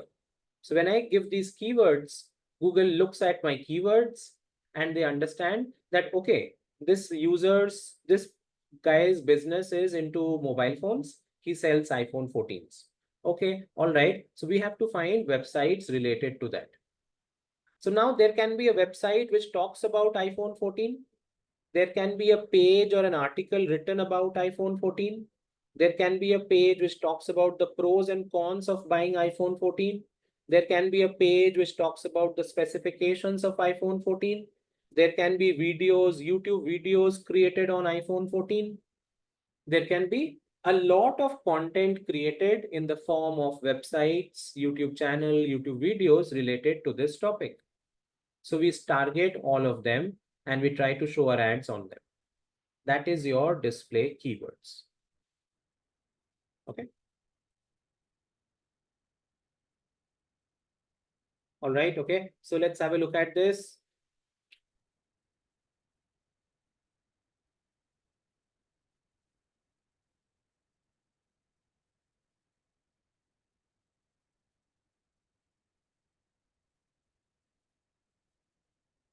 I'm going to show you some examples, Nafisa.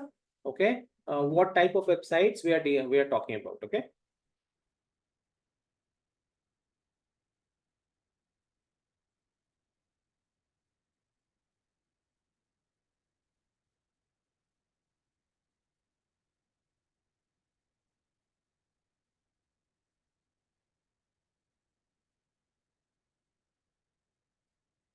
You guys remember when we had discussed about display network, Google network, we talked about search network and display network websites, right? So let's see some examples of what we are talking about here.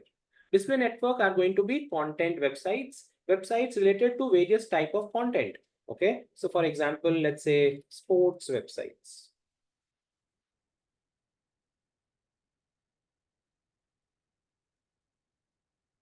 Right? So on sports websites, you see those image ads. See this one, which is a Surf furniture, buy bedroom furniture online. This is a display ad we are talking about. Okay, another example. Okay, you can see this Blue R, Lufthansa. That is a display ad which we are talking about. This is how the ads you're going to create, and you can run them on different websites. Let's see another example.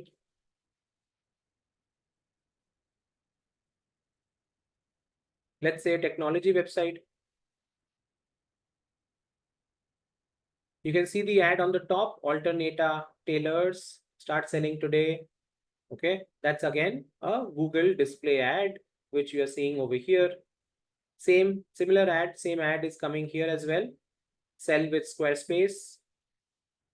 Okay, this is what we are referring to as display ads, which you can create through your display campaigns, and you can run them on different websites.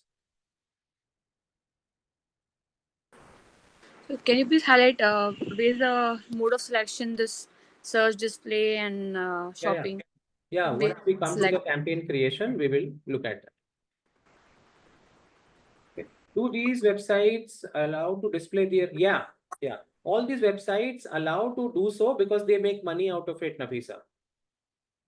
Okay, all these websites want to show ads because that is what generates revenue for them. Google pays them money for running Google ads. Okay. All right, everyone with me so far, able to understand? This is your content targeting we are looking at. Yes, okay.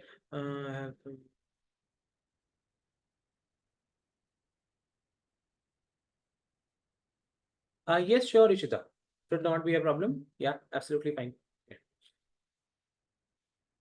All right. Okay. The last one is placements targeting. Okay. Placements targeting is where you can target specific websites or YouTube channels, YouTube videos, apps, app categories. So let's say there are certain websites which you really want to target. You know those websites are going to be best for your business. And if your ad can show up on them, it will benefit a lot. Okay. So you want to target those websites particularly. Then you do placement targeting. Let's say I want to show my ad on Times of India. Why? Because I feel that Times of India is a very big newspaper. Okay, if my ad shows on Times of India, then my business will get a lot of exposure from that. Okay, so then I can use placements targeting.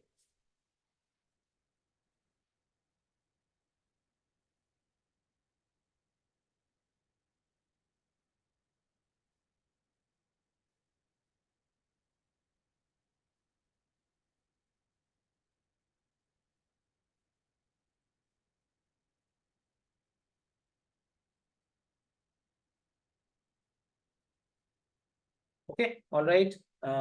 Placement targeting. Again, Nafisa, depends on the bidding strategy. Remember the 3 types of bidding? If you're using CPC bidding, then you're paying for clicks. If you're choosing CPM bidding, you're paying for impressions. In placement targeting also, wherever your ad appears, okay, based on whatever type of bidding you're selecting, you will get charged based on that. Okay. No, you don't have to deal with you will be charged by Google. You don't have to deal with what's happening with Times of India. Okay, you are running your ads through Google. Okay, you are only liable to pay to Google. All right. All right, fair enough. Makes sense to everyone? Able to understand the 2 types of targetings we have here, which is audience targeting and content targeting. Any other questions around these?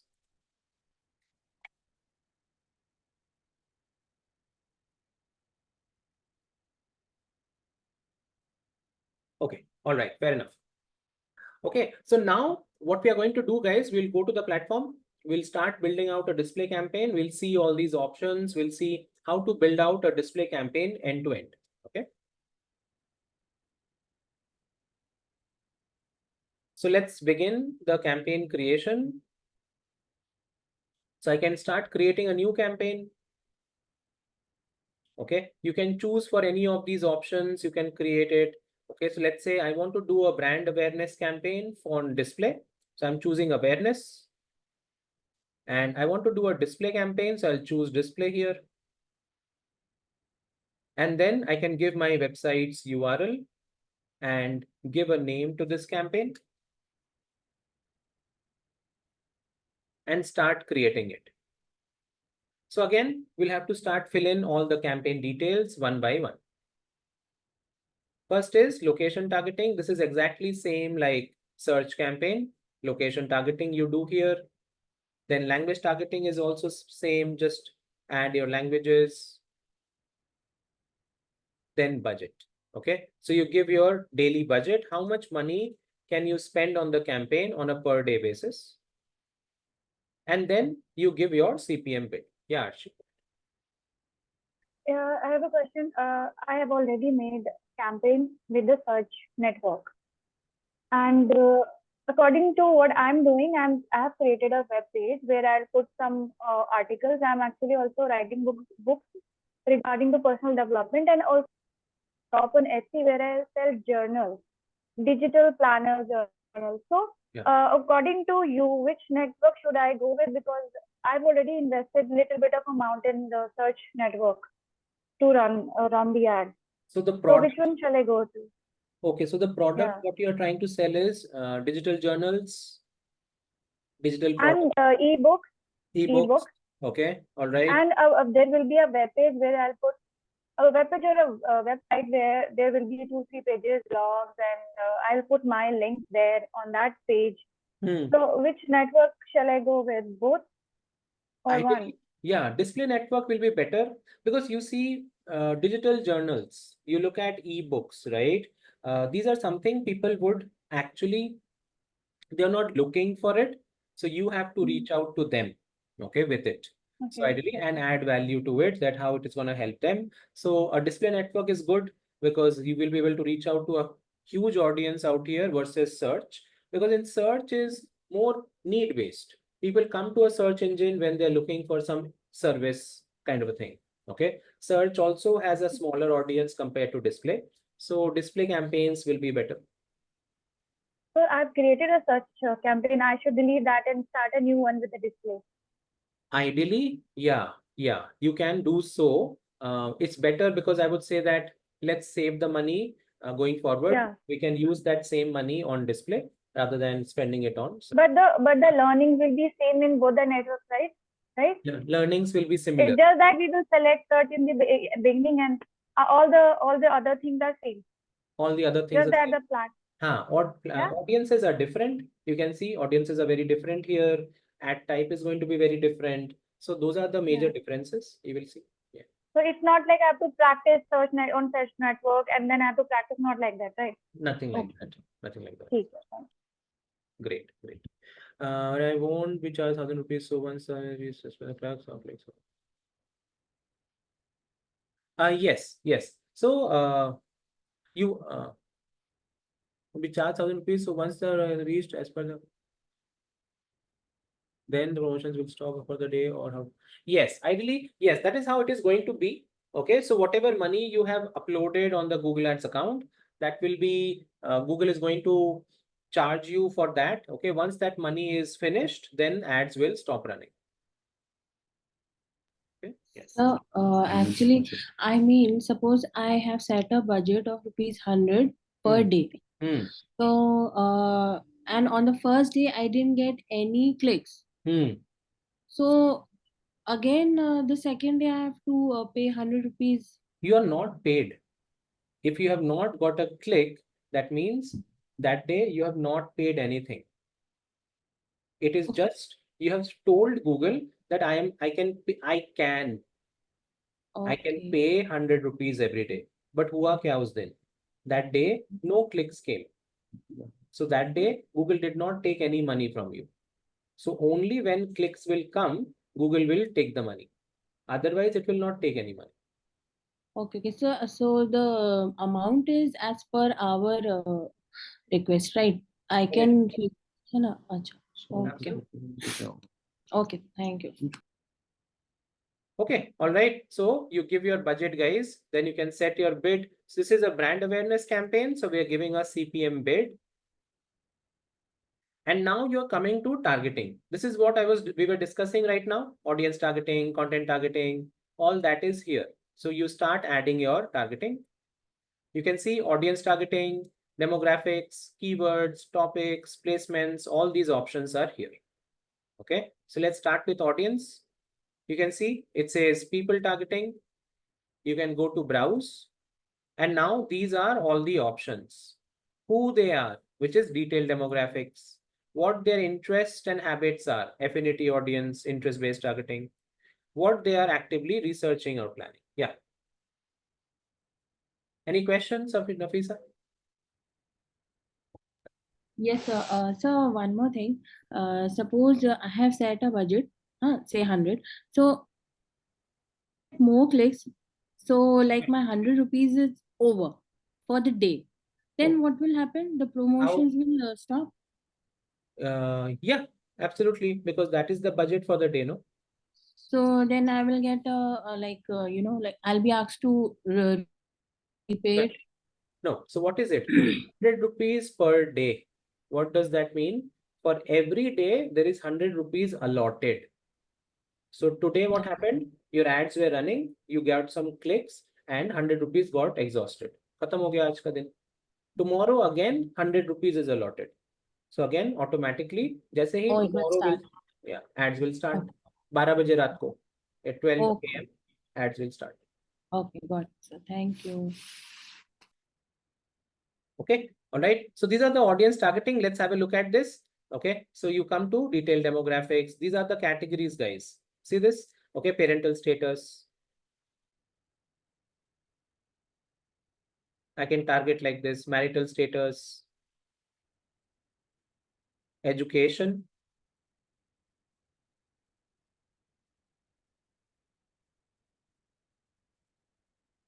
home ownership status. This is your detailed demographics. Then affinity, interest-based targeting. These are the categories. If you click on the downward arrow, that will open subcategories.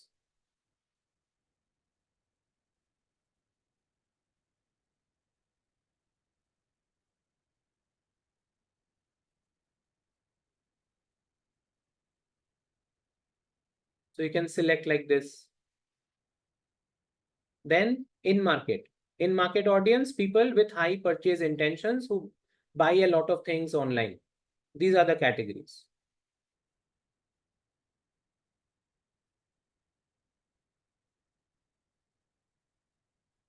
If you click on the downward arrow, you can go ahead and select the category. In-market audience, life events. These are the categories.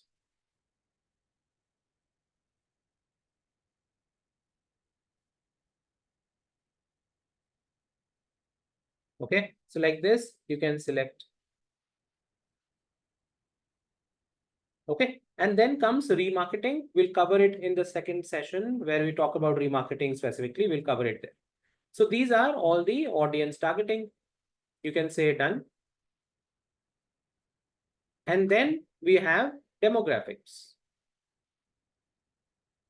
Gender, age, parental status, household income. So you can select your categories from here. Demographics targeting. And now we are coming to content targeting. So content targeting, display keywords, you can add your keywords over here.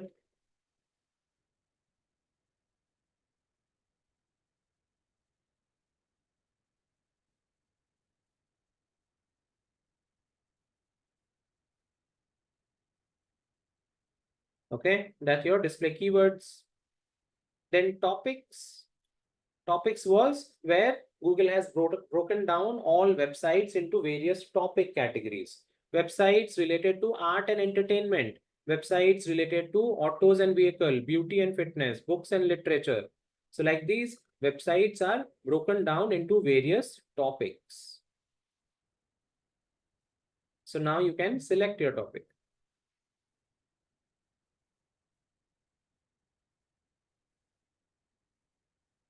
And then the last one is placement targeting, where I can target specific websites, YouTube channels, books, YouTube videos, all of that. Okay, so let's say I want to target Times of India specifically, so I can just add Times of India's website.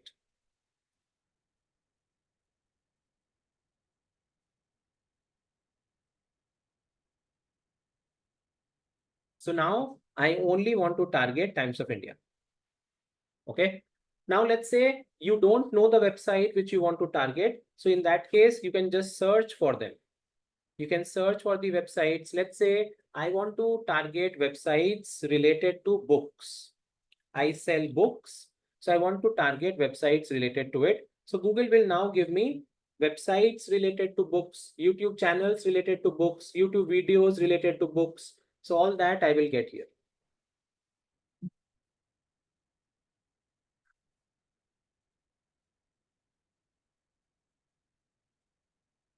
So now you can see these are websites related to books.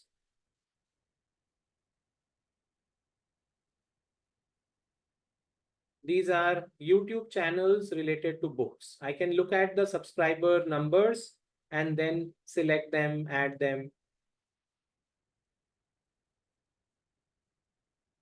Then these are videos related to books. I can look at the number of views and then add them.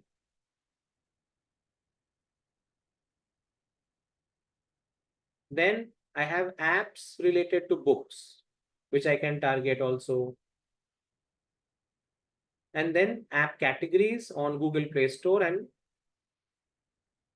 Apple App Store. So this is our placement targeting happening. Make sense? These are all the targetings, guys, which you will be able to do on the platform. Any other questions so far? Able to understand? Okay. Okay. All right. Now, once you do these targetings, if we need to target doctors, then also you have to search accordingly. Okay, you have to search for those kind of doctors related also. You will get a lot of audiences like that. Okay, should not be a problem, ideally speaking. So if you have to search, you can just search over here. Okay, so whatever relevant information Google can give related to that topic, it will try to provide that. Okay. If you don't get it, then you can look for some other common particular term and see if that gets us some kind of audiences. Okay. Okay, all right. Once you do this, then we are coming to the ad creation part. This is where you're going to create a responsive display ad, this kind of an ad. The image ad we were looking at, right? This kind of an ad, okay, which you can now create.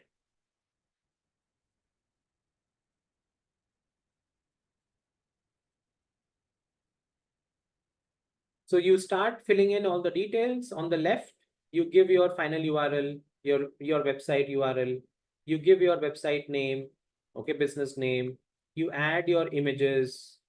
You can add up to 15 images. So it's always recommended that you give as many images as possible. Okay, because that's really going to help in showing different ads. So I've created a search ad, and when Oh.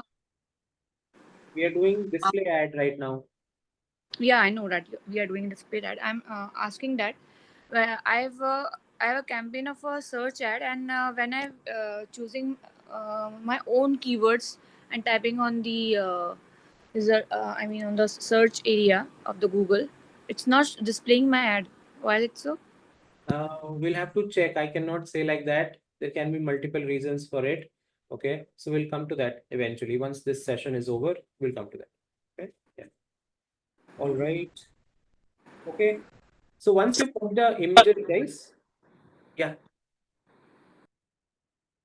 Okay, once you add the images, guys, then you add your logos as well.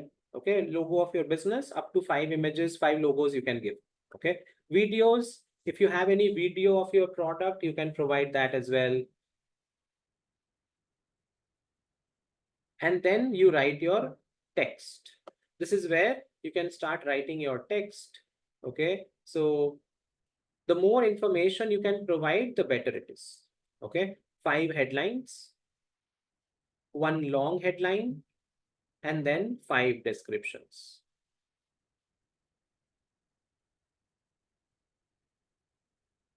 Okay, all right. So this is how your image ads will get created. You just have to provide the content, the images, the video if you have any, the text. Image is mandatory, text is mandatory, video is not so mandatory. Okay, so you can provide all of that and build out your different types of ads. Google will automatically plug them together to create different types of ads. Okay, once you have this in place, okay, so this is one option. One option wherein you are creating the ad using the Google tool, okay, where you provide your details and Google creates your ad. The second option is, let's say you have created your ads yourself, or you have a team who has created your ads. You can just come and upload them also. You can upload your image ads over here. Okay, so in that, again, there are different types of supporting files. Just need to make sure that your image files formats are these: GIF, JPG, PNG. Okay, and the file size is not more than 150 KB. These are all the dimensions which you can create, which Google accepts, which are Google is compatible with. Okay, so these can be created. Okay, all right. Does this make sense so far? Able to understand?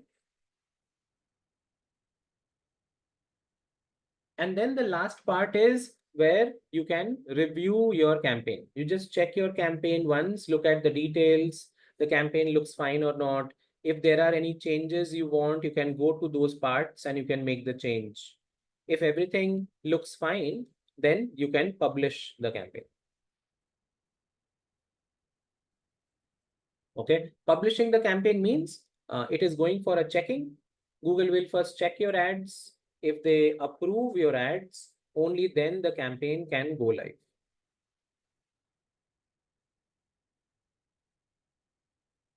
So this is our campaign, guys, display campaign. You can see campaign type is display. This has one ad group, which is this one. And it has one ad. You can see the ad status is pending under review. Under review means they are checking our ads. They will take 1 business day to check our ads. After that, the status can say approved or disapproved. Yeah, Arshi, go ahead. अब बार बार अगर हम campaigns को delete करते हैं तो कोई issue तो नहीं होता? Like before them approving delete कर दें या अप्रूव करने के बाद कर दें तो कोई इश्यू तो नहीं है? नहीं, not really. Usually what happens is एक ही चीज है, कैंपेन अगर रन हो गया है, once the campaign has run and it has got clicks, impressions data आया है, कन्वर्जन डेटा आया है, एंड उसको अगर हम डिलीट कर देते हैं, ओके, डिलीट होने के बाद वो अनडिलीट नहीं होता. If there is anything like that, any other word like that, okay, you cannot bring it back. So make sure that if you're deleting it, you are sure that you would never need that campaign ever again in the future. तो आप कह रहे हैं restore नहीं होगा वापस से? क्या नहीं होगा? रीस्टोर, हाँ, रीस्टोर नहीं होगा. हाँ, रीस्टोर नहीं होगा. So instead we can pause it rather than deleting it. Yeah, whichever way, that can be a safer bet. We can keep it paused as well. So you have 3 options, ideally speaking. Okay, either you can pause it or you can remove it. Okay, whichever way you want to do it. Okay, because if you remove it, it cannot come back. Assignment. We are supposed. Yeah. we are supposed to make that search campaign, and it's active. It's getting clicks, impression, everything, but nothing is converting. And when I'm writing my own keyword, I'm not able to find my own campaign in the search pages. So it's not necessary, right? When you are searching, the ad will come. Is it necessary that your search, the ad should get triggered? Yeah. No, because it's organic, right? At that point in time, if the auction is not happening, your ad is not winning No, the it's not auction, why will organic. your I ad? paid for that. Huh? It's a paid ad. I paid for it. Yeah, it's a paid ad, but it's an auction-based ad, right? You understand auction, right? So in the auction, you might win, you might not win. So there is no guarantee that your ad will come when you are searching. It will come when you win the actual auction, which might be anytime. So you don't have a control on it. Nobody has a control on it because it's organic auction which is happening where ads will compete with each other. And whenever it wins, you will see the data. You're seeing clicks, impressions, right? So those are the times when you have won, and that is when your ad is appearing. Okay. All right, great. Yeah, Manisha, go ahead. So once we have created a campaign and it is enabled, it will take one business day to get approved by the Google, right, sir? Absolutely. And from when like we can run, when I can know like it has started to run. So The it will ad show has started to. right. So it will show you numbers like this, Manisha. Okay. So like this campaign tips and budget ideas, which you have here.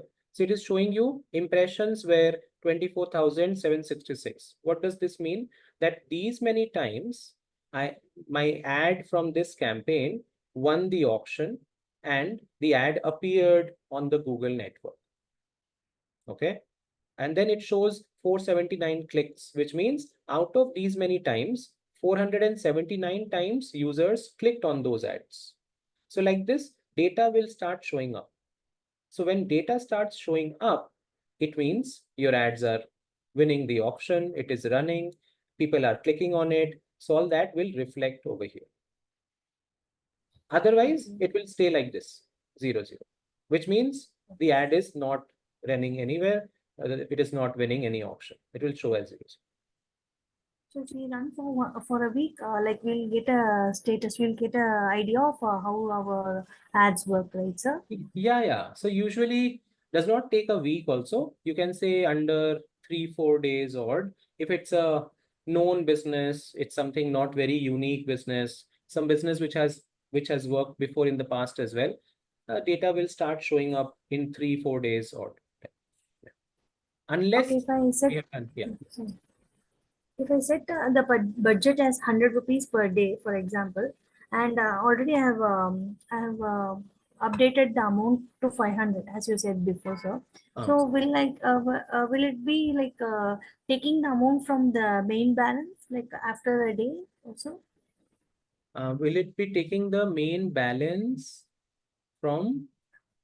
Like if I have for the campaign, I have set the budget as 100 rupees per day. Ah. So if the 100 rupees has got exhausted, so it will be taking from the, again it will come back, it will take the remaining amount of 400 rupees. It will be deducted from your 500 rupees total money. Okay. Okay. It's like recharging the account. So you have recharged your Google Ads account with 500 rupees. It is there. And now today, let's say your ad ran and your budget was 100 rupees. So you have used the full 100 rupees today. So yes, out of 500, Google will take 100 rupees. So now you're left with 400. So today only I have added 500 rupees and at 9 o'clock. And now it's 349, showing 349 is balance. Exhausted. Yeah, because it has got those clicks. Yeah, correct. Okay, yeah, Arshi, go ahead. If we recharge like only once, then it will work for both the networks or like separately होता है? या हम account को recharge कर रहे हैं. अब मैं जो चाहे कैंपेन बना. अच्छा. Okay, once we recharge it, it will take accordingly. Okay. Yes, exactly. Great, guys. Great. All right. Any other questions around display campaign creation? Was that clear? Able to understand? Okay. All right. Okay, I'm going to stop here, not doing any further. Okay, we are just left with remarketing. We can pick it up in the next session, should not be a problem. The assignment which you have for this week is a display campaign creation. Simple display campaign creation, what we did today, same thing, you will have to do that for your own account. Okay, so I'll just show you on the platform. So here you have the presentation for today's session, a small quiz on display network, and then the assignment document is here where you have to create a display campaign and provide the details of the campaign, like name of the campaign, location targeting, language targeting, the image of the ad, screenshot of the ad. It can be of anything. Can be of shoes also. Display campaign can be of any product like shoes or something. Yeah, absolutely. The intent is to see how you have created the campaign. So pick any business. Okay. Everyone clear with the assignment for this week? Okay. All right. All right. Next week, what we are going to cover is we'll look at remarketing campaign, which is left for us. And then we will jump into other types of campaigns. So there are more types of campaigns coming up for us next week, which is app campaign, performance max campaign. Then there are certain product features which I want to cover with you for the next week. And then the last week, 5th week, will be where I will be covering shopping campaigns and video campaigns, these two. Okay, that's the full content of Google Ads. Okay, I'm going to stop here. Yeah, go ahead. I'm just sharing the feedback link with everyone. Okay, please share the feedback. Yeah, Arshi, go ahead. So as SEM, search engine marketing, is all about Google Ads. Google Ads only. हाँ, majorly अगर तुम देखो, okay, ads platforms अगर हम बोले, okay, search engine marketing. हम search engine marketing क्यों बोल रहे हैं? Because this is a kind of marketing which is instigated or done through a search engine. तो world में search engine कौन से हैं? Majorly, if you see, Google is there, and you can say Microsoft Bing is there. Okay, so we have Google Ads as major ads platform for this, and there is also Microsoft Ads, which is also there, but it's a very comparatively a smaller product compared to Google. Okay, which is also there, which you can also run ads in the same manner. Microsoft they have just copied the whole Google Ads. So whatever you have learned here, it is exactly same in Microsoft. Okay, so I will talk about that as well in the next session. Email ID. Okay. Okay, just share the feedback, guys. That would really help us to improve our delivery and the content. Okay. Great. Okay.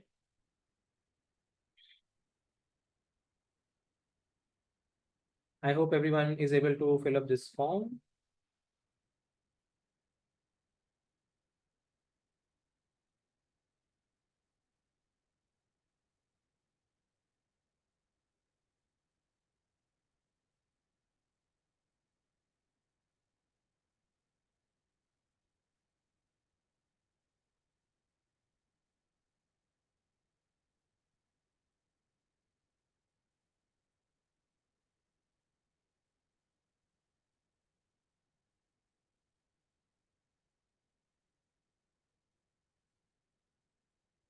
Right. Thank you so much, guys, for today's session. This was really nice.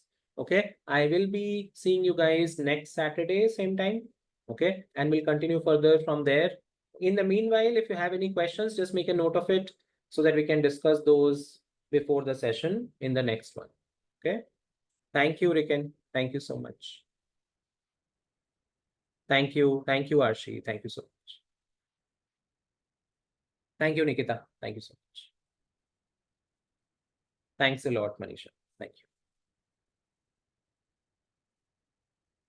you. Okay. All right. See you guys. I'll see you guys same time next Saturday. Okay. Please share the feedback just in case anybody else who needs it. Okay. I'm just sharing it once again. Thank you. Have a good weekend, and let's meet next Saturday, same time, to continue further. Thank you, Arshi. Thank you. See you guys. Bye-bye. Good night. Good afternoon. Bye, guys.